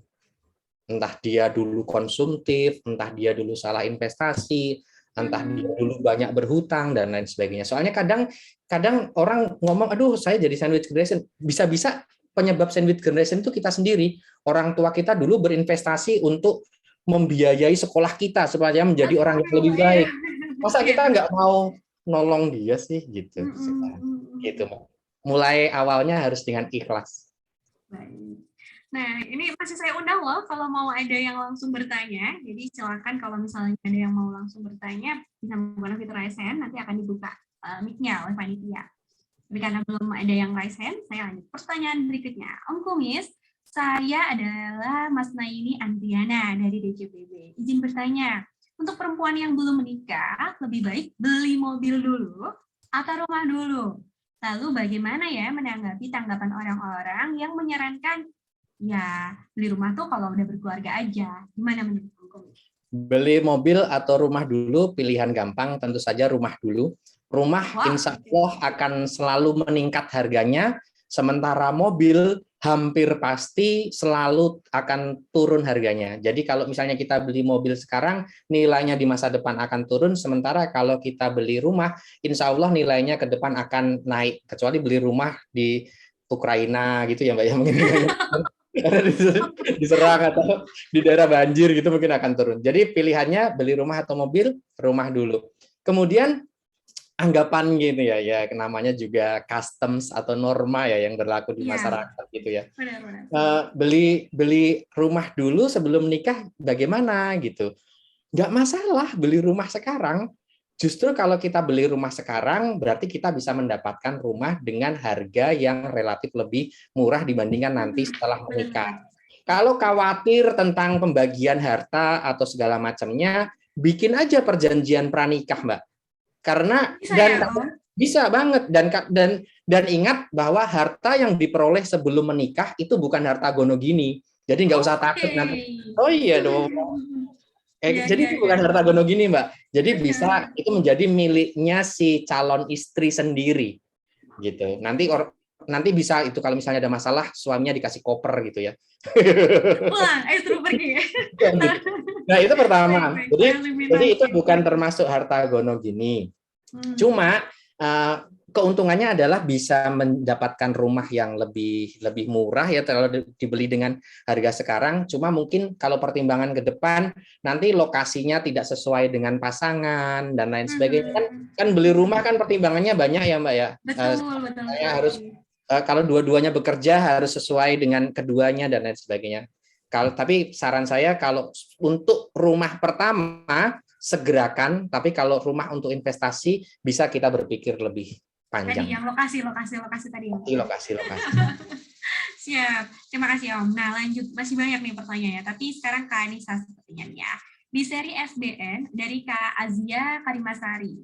Di seri SBN sebelumnya pernah diberlakukan pembatasan kuota pembelian SBN per hari karena antusiasme yang besar nih dari masyarakat untuk membeli SBN. Nah, apakah seri 016 ini juga diberlakukan sistem yang sama, Kak Anissa? Dan pertanyaan selanjutnya, kalau nggak salah suku retail itu akrab juga dengan Green Sukuk, di mana tujuannya adalah untuk proyek-proyek lingkungan. Apakah SR16 juga termasuk Green Sukuk ini, Kak? Terima kasih. Ya, belum yang pertama ya, apakah ada pembatasan kuota? Mungkin Mbak Azizya bisa cek aja kalau beli ada kuotanya atau enggak gitu. Karena memang kita harusnya buru-buru aja gitu ya Mbak Lilis ya. Begitu kita punya kesempatan beli pagi-pagi atau mungkin bangun tidur, iya aku belum beli nih gitu, langsung aja gitu. Jadi buru-buruan aja gitu kan. Terus pertanyaan yang kedua tentang apakah sukuk retail itu termasuk dalam green sukuk atau tidak? Jawabannya adalah tidak, karena yang green sukuk itu kita pakainya yang di seri sukuk tabungan. Oh, baik. Sementara ini tuh ya. Sementara yang green sukuk retail itu di sukuk tabungan saja, untuk yang sukuk retail ini belum. Lanjut ke pertanyaan berikutnya. Ini pertanyaan menarik juga nih Kak, dari Mas Hanif Afandi. Jika keuangan pemerintah defisit Kak Nisa, dari mana nih sumber negara untuk membayar kupon? Kalau pemerintah kan memang defisit ya Mbak Lilis ya. Benar sih sebenarnya. Jadi prinsipnya ketika pemerintah menerbitkan SPSN seperti ini, pasti sudah dipikirkan nih bagaimana nanti bayarnya. Itulah kenapa pemerintah itu menganut pengelolaan utang yang prudent. Jadi imbal hasilnya sudah dipikirkan dari mananya. Jadi walaupun defisit sih masih adalah insya Allah. Oke, jadi tenang Mas Hanif, aman kuponnya walaupun kita pemerintah defisit, tapi sudah prudent, sudah dijaga. Lanjut untuk Om Kumis, ada Ibu Siti Mariam. Izin bertanya Om Kumis, saya ibu dengan 2 anak yang jaraknya berdekatan. Saat ini saya sedang menabung untuk dana pendidikan anak, tapi dana dan masih ada hutang. Sebenarnya mana yang harus saya lebih dahulu lakukan? Bagaimana? Lalu kemudian bagaimana memilih reksadana yang baik? Oke, terima kasih Bu Siti Mariam. Hutang sama darurat kebetulan tadi ada di prioritas pertama semua ya, di paling bawah semua gitu. Jadi mana yang harus didahulukan? Kalau menurut saya adalah hutang, Bu. Karena kenapa? Karena kalau hutang itu tidak kita prioritaskan, ketika kita menunggak, nanti akan timbul biaya yang lebih gede. Jadi hutang diprioritaskan. Terus dana daruratnya gimana? Dana darurat itu kan salah satu cara mitigasi risiko yang berupa self insurance. Ketika belum berkumpul, ya sebagian alokasi kita harus dipakai untuk misalnya beli asuransi supaya kalau terjadi sesuatu nanti kita nggak butuh dana darurat itu, biar asuransi yang menanggungnya gitu. Jadi kalau diprioritaskan mana, boleh di-mute. Kalau diprioritaskan mana, hutang harus diprioritaskan terlebih dahulu karena kalau kita tidak bisa memenuhi kewajiban tersebut, nanti akan berakibat biaya yang lebih tinggi. Selalu selesaikan hutang yang bunganya paling tinggi atau imbal hasilnya paling tinggi dengan nilai yang paling kecil. Jadi kalau pengen nyelesain utang secara bertahap, kita mempunyai banyak utang nih di mana-mana, cari yang bunganya paling tinggi dengan jumlah yang paling kecil, kemudian bertahap ke atas dan lain sebagainya. Jadi prioritaskan hutang baru dana darurat. Cuma kalau misalnya masih ada sisa, dana darurat tetap dibangun. Bagaimana caranya? Tadi disampaikan 5% setiap bulan coba dialokasikan ke situ. Karena kan alokasinya beda ya. Dana darurat itu di 5%, sementara hutang itu kan di 60 ya. Jadi kalau bisa sih dua-duanya terpenuhi. Tapi kalau harus pilih hutang untuk dipenuhi terlebih dahulu. Kemudian bagaimana cara memilih reksadana yang baik? Ini kalau misalnya Bapak Ibu nanti follow saya, setiap Sabtu Minggu ada forum namanya Nganu Om Mbak Lilis. Jadi boleh tanya apa aja, dan kebetulan dan kebetulan sudah pernah ada yang nanya ini. Bagaimana sih cara milih reksadana yang baik? Ketika kita berinvestasi di reksadana, berarti teman-teman semua, Besti, itu mempercayakan uangnya kepada yang namanya manajer investasi. Jadi kalau misalnya kita beli saham kan kita bisa milih sendiri ya Mbak ya, berinvestasi di saham kita milih sendiri, berinvestasi di properti kita milih sendiri, tetapi ketika kita berinvestasi di reksadana, kita pasrah bongkoan Mbak kalau orang Jawa. Kita ngasih uang ke manajer investasi. Nah, pertama adalah caranya gimana? Pertama tadi selalu perhatikan profil risiko kita sendiri. Reksadana itu ada macam-macam, ada reksadana pasar uang, pendapatan tetap, campuran, dan reksadana saham. Mana yang cocok dengan profil risiko kita? Pertama. Yang kedua, kita seleksi tuh manajer investasinya. Karena orang ini itu yang mau kita percayakan untuk ngelola duit. Kita harus seleksi dong dia itu kayak gimana performanya. Kita lihat secara 3-5 tahun kita lihat performanya dia. Apakah dia berhasil mengalahkan pasar atau enggak? Karena tujuan dari manajer investasi itu adalah mengalahkan pasar, Mbak.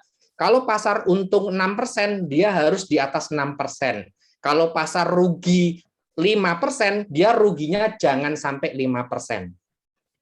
Jadi kita lihat 3-5 tahun. Kenapa nggak dalam jangka pendek, Om? Karena kita ingat ada yang namanya window dressing. Takutnya dia memake up laporannya supaya bagus. Makanya harus dalam jangka waktu yang cukup. Lihat return-nya, lihat drawback-nya, turun naik atau turunnya gitu. Kemudian setelah itu kita juga harus ngecek kira-kira di reksadana itu ada yang namanya AUM, Asset Under Management, Mbak. Ketika semakin gede AUM-nya, berarti orang yang percaya sama dia itu semakin banyak. Semakin gede AUM-nya, si manajer investasi bisa datang ngetok pintunya Mbak Anissa untuk private placement dengan rate yang lebih baik. Wow. Okay. Wow. Jadi ketika AUM-nya gede, potensi keuntungannya itu lebih gede gitu, Mbak. Kita lihat AUM-nya. Kemudian kita lihat apa lagi? Kita lihat biaya-biayanya. Jangan sampai untung 6.000 ternyata habis untuk biaya transfer, manajemen fee, transfer fee, segala macamnya. Semakin kecil biayanya, berarti si manajer investasi tersebut semakin efektif atau efisien dalam memanfaatkan uangnya. Seperti itu, Mbak. Cara men-screening reksadana. Wah, udah mantap banget, udah lengkap banget. Semoga Mbak Siti Mariam bisa langsung ini juga nih, karena udah dikasih tips and triknya supaya bisa memilih reksadana dengan aman tadi. Nah, lanjut ke pertanyaan berikutnya. Ada dari Mas Gani Fahru Rozi untuk Kak Anissa.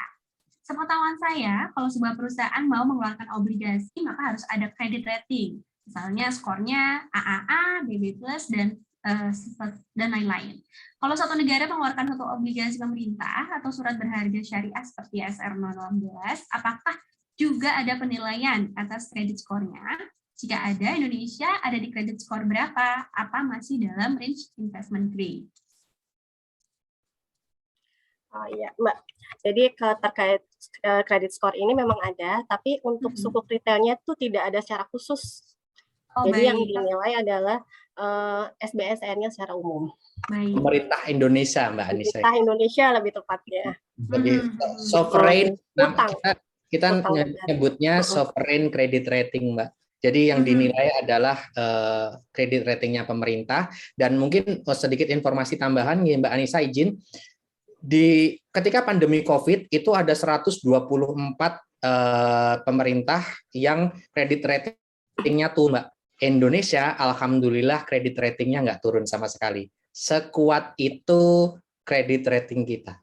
Wih, merinding, Mas. Jadi kita kredit ratingnya kalau boleh tahu. Di apa? Kita di investment grade BBB, kan beda kredit rating, S&P, Moody's dan lain sebagainya lambangnya beda ya Mbak ya. Tetapi kita di investment grade. Tapi intinya ketika pandemi yang lain, negara-negara lain pada turun nih. Pada turun, kita nggak turun. Ya, mantap. Lanjut ke pertanyaan berikutnya masih dari Mbak Endar. Lanjut ke Mbak Endar ya, Endar Romaniatun untuk Kak Anissa.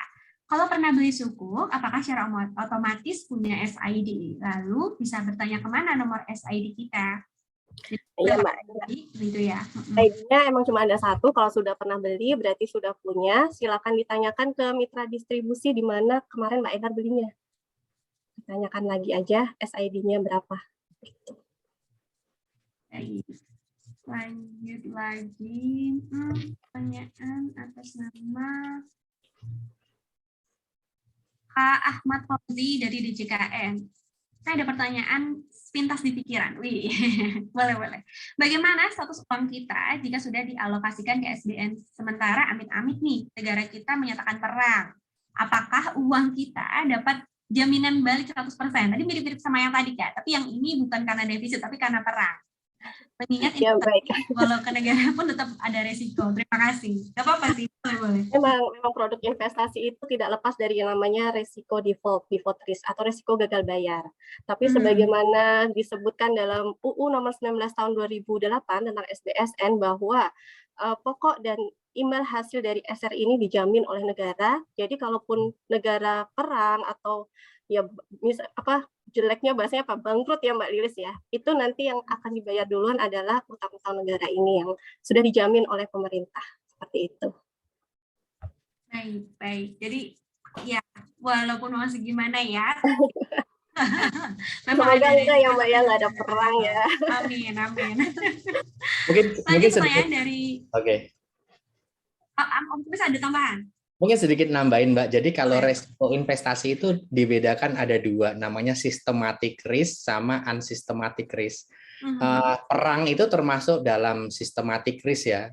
Nggak bisa kita menghindari itu gitu. Jadi kalau mau berinvestasi di apapun, perang ya kita risikonya terkena gitu. Cuma tadi seperti yang disampaikan oleh Mbak Anissa, negara itu tetap wajib membayarnya bahkan pada saat perang. Terutama misalnya kita ambil contoh ya, Rusia sekarang kan perang ya. Rusia perang, dia tetap harus membayar utangnya dia yang sekarang mau jatuh tempo itu. Cuma Rusia kan sekarang lagi mikir-mikir untuk membuat pembayarannya itu jadi senjata untuk melawan orang-orang kan. Jadi dia mau bayar pakai rubel misalnya.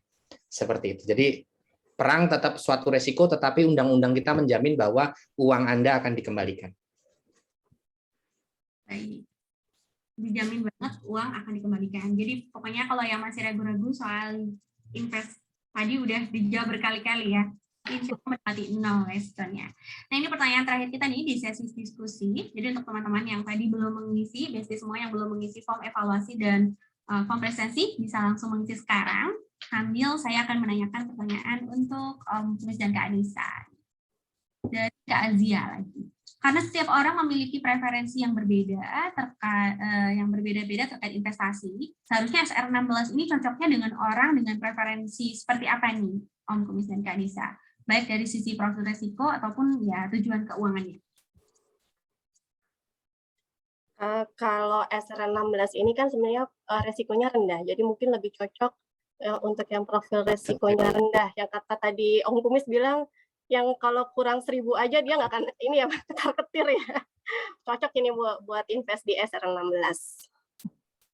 Iya. Mungkin silakan setuju dengan ya, setuju Mbak Anissa, memang ini paling cocok untuk teman-teman yang bertipe konservatif, yang pengen pasti-pasti, tetapi ingat bahwa kita harus melakukan diversifikasi portofolio. Jadi ini untuk orang yang paling agresif pun dia butuh bantalan, Mbak, supaya nanti pas jatuh dia jatuhnya di tempat yang empuk gitu. Nah, SR016 itu menyediakan bantal yang empuk tadi gitu. Jadi untuk orang yang agresif pun boleh beli sebagai defense-nya tadi. Ya.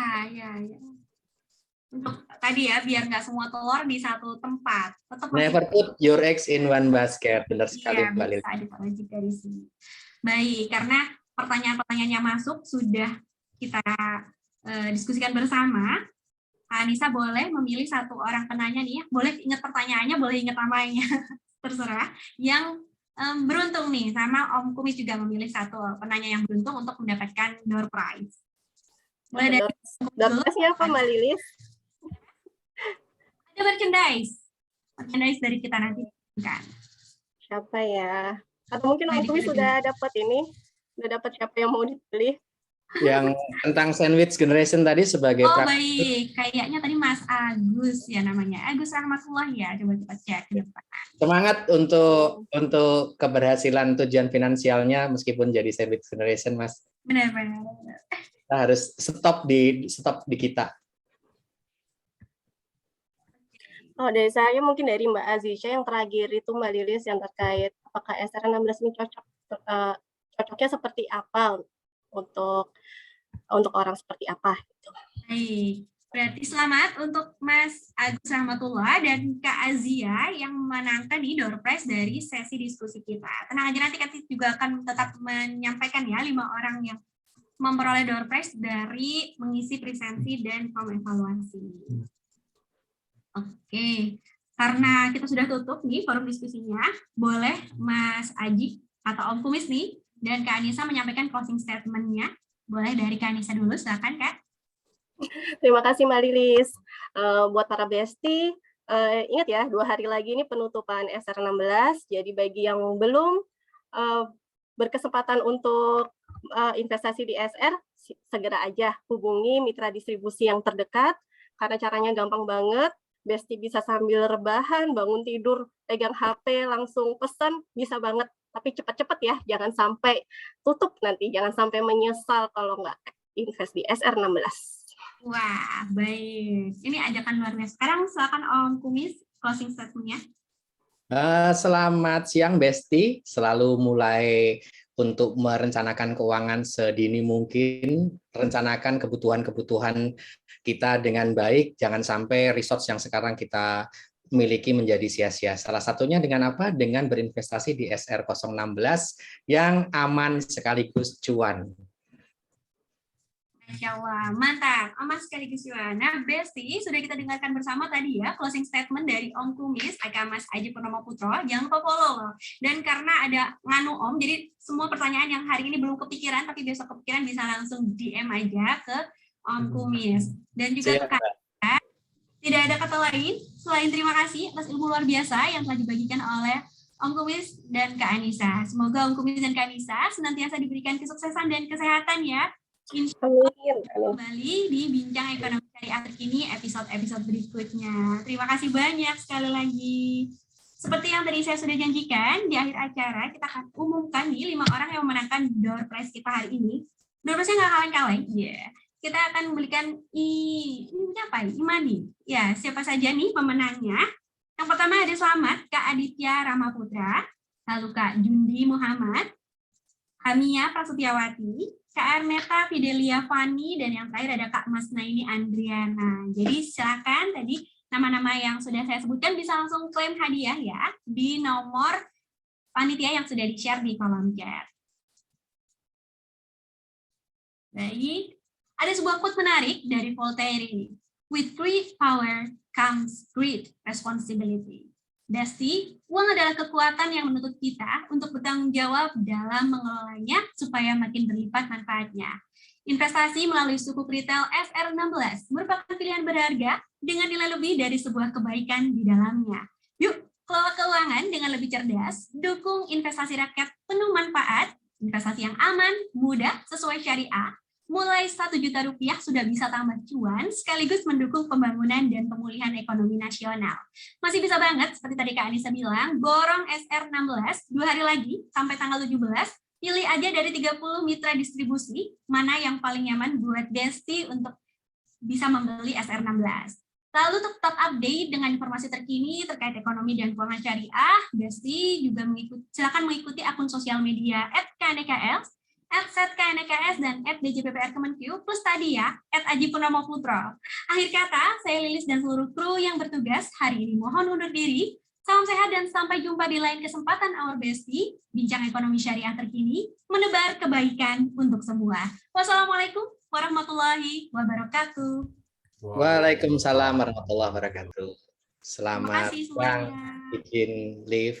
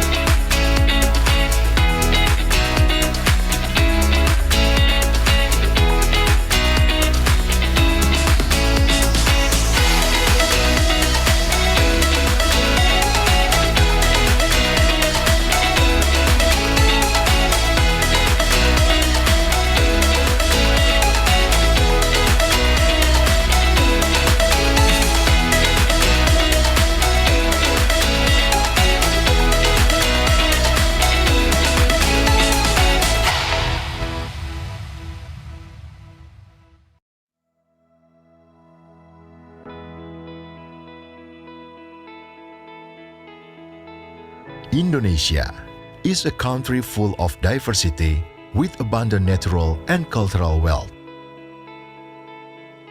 It is home to the largest Muslim population in the world. As a country with the largest Muslim population in the world, Indonesia has great potential as well as challenges in developing a Sharia-based economic system. an economic system that focuses on the principles of justice and virtue in all of its processes. Justice and virtue for every party involved. A system that covers all aspects of people's lives, from industry to financial services and investment, from halal food and halal tourism to digital media, from halal pharmacy and cosmetics to Muslim fashion and more. The development of Islamic economy and finance has developed significantly in the last 2 decades and will continue to grow in line with the increasing Muslim population in the world. The KNEKS, or the National Committee for Islamic Economy and Finance, exists as a non-structural state strategic institution led directly by the President, serve as a mediator and catalyst in developing the Islamic economy in Indonesia. KNEKS is mandated to accelerate, expand, and advance the development of the Islamic economy to support national economic development. KNEKS, which was originally named KNKS, was a recommendation from the Master Plan for Indonesia Sharia Financial Architecture, formed through Presidential Regulation Number 91 of 2016 concerning the National Sharia Finance Committee, which later expanded its scope of work to become KNEKS through Presidential Decree Number 28 of 2020 concerning KNEKS.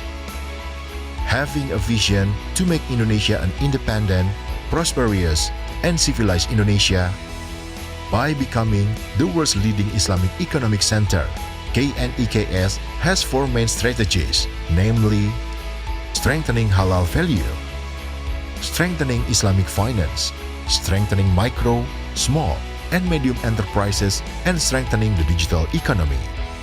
Indonesia Sharia Economic Master Plan was created as a common guideline for the Sharia economic system. As the world's largest Muslim country, Indonesia is ready to be the world's leading Sharia economic center.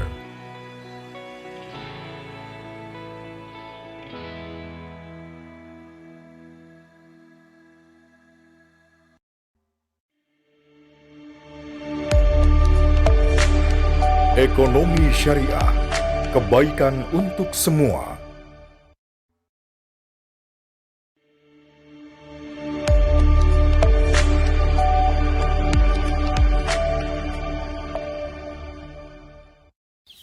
Berbuat baik itu mudah, semudah membantu mama di rumah. Kata mama, setiap kebaikan itu ada nilainya. Mungkin itu sebabnya setiap kebaikan yang aku lakukan, mama selalu mengapresiasinya. Kata mama, harta itu titipan Allah, harus dikelola dengan baik biar berkah dan dibagi untuk yang membutuhkan.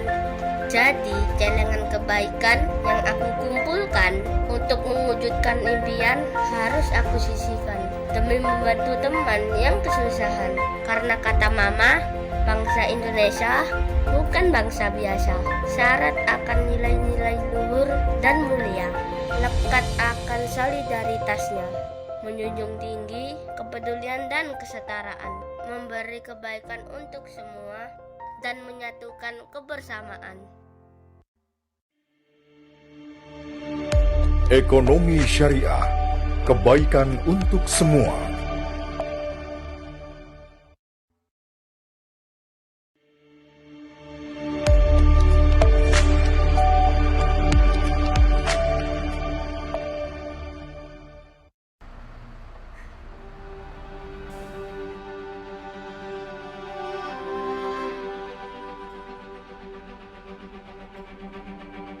Kebaikan itu nyata. Bergerak dalam diam, terus mengalir dan menyebar. Akan tumbuh seiring dengan kebaikan baru. Hingga tanpa kita sadari, kekuatannya membuat kita terus maju.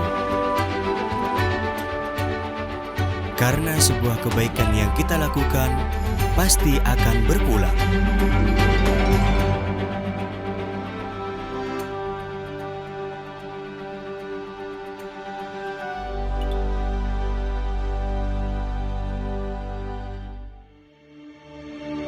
Ekonomi Syariah, kebaikan untuk semua.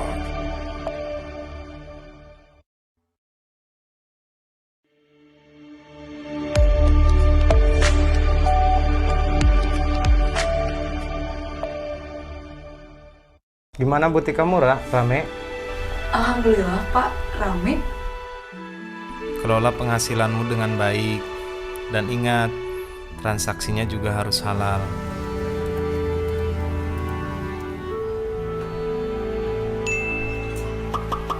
Ingat juga, hartamu tidak seutuhnya milikmu.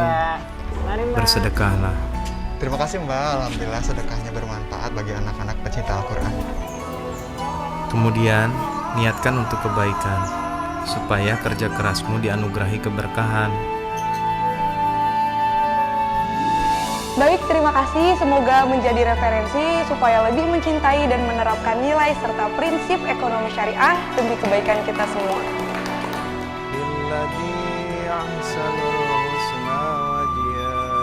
Karena amal baik akan membawa kebaikan pula di akhirat nanti.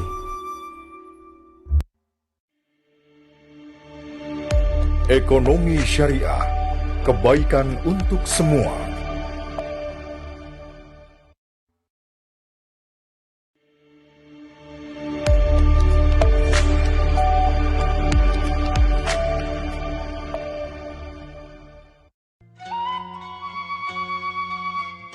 Bismillah, semoga saja panenku melimpah.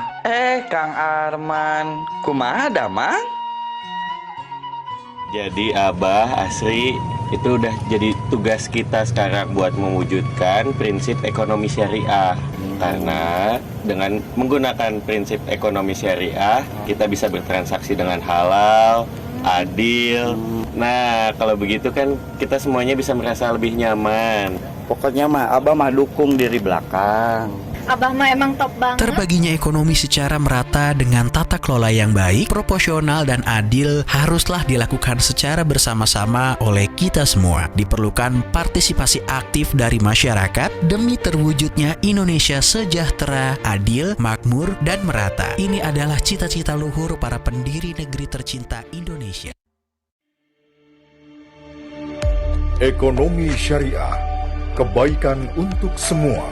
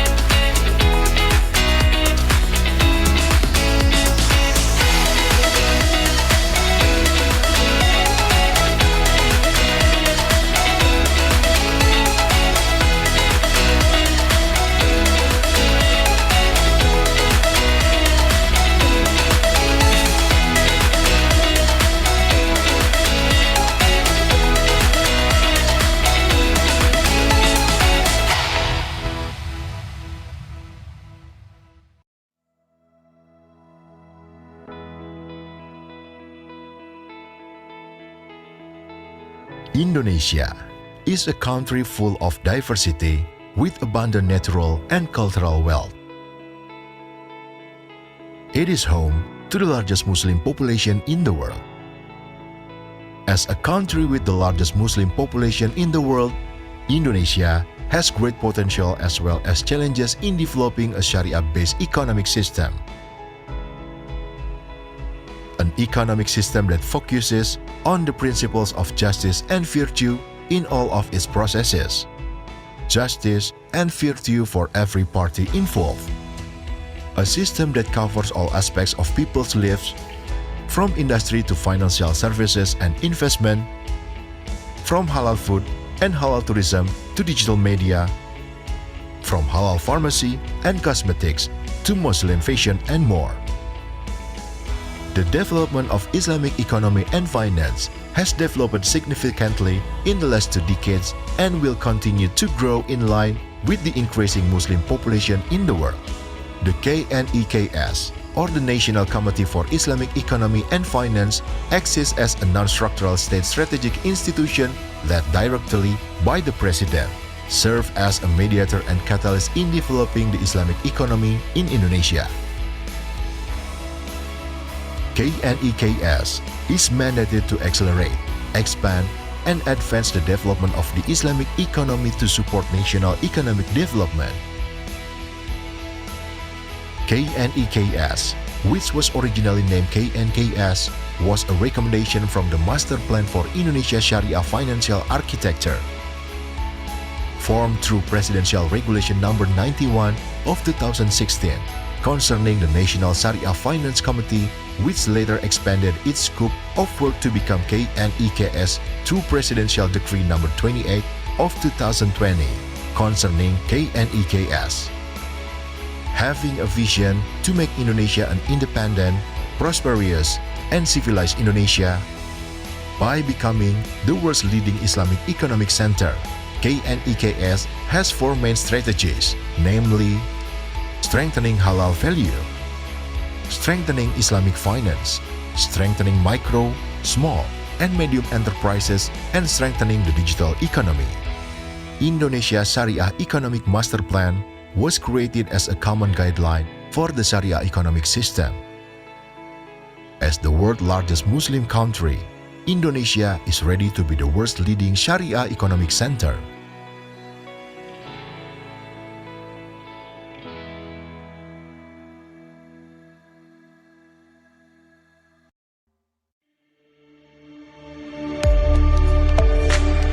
Ekonomi Syariah, kebaikan untuk semua.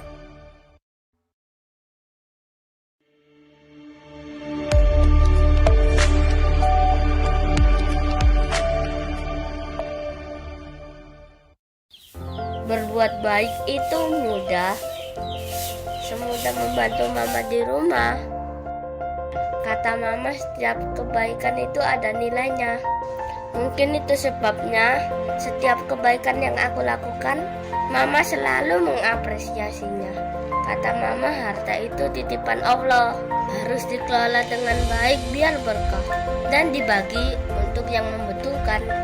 Jadi, celengan kebaikan yang aku kumpulkan untuk mewujudkan impian harus aku sisihkan demi membantu teman yang kesusahan. Karena kata mama, bangsa Indonesia bukan bangsa biasa, syarat akan nilai-nilai luhur dan mulia, lekat akan solidaritasnya, menjunjung tinggi kepedulian dan kesetaraan, memberi kebaikan untuk semua, dan menyatukan kebersamaan. Ekonomi Syariah, kebaikan untuk semua.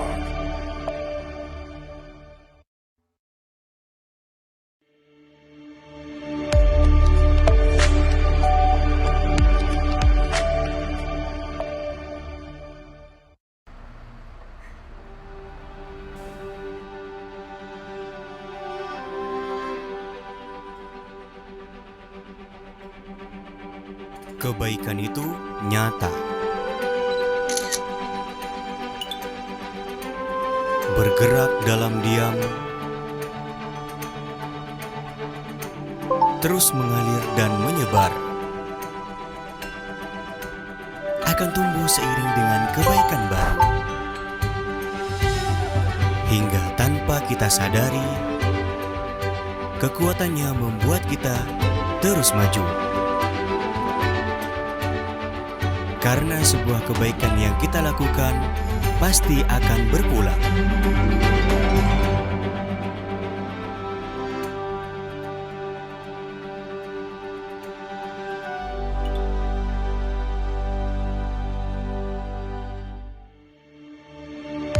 Ekonomi Syariah, kebaikan untuk semua.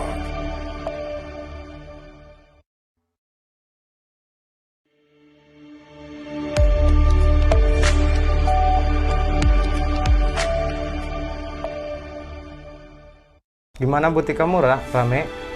Alhamdulillah, Pak. Rame.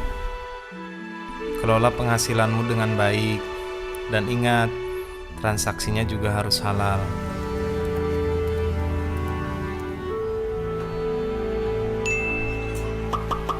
Ingat juga, hartamu tidak seutuhnya milikmu. Bersedekahlah.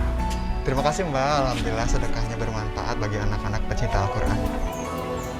Kemudian, niatkan untuk kebaikan, supaya kerja kerasmu dianugerahi keberkahan.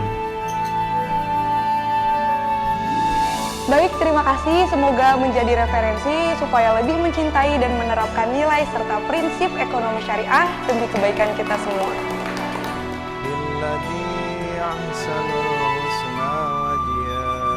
Karena amal baik akan membawa kebaikan pula di akhirat nanti.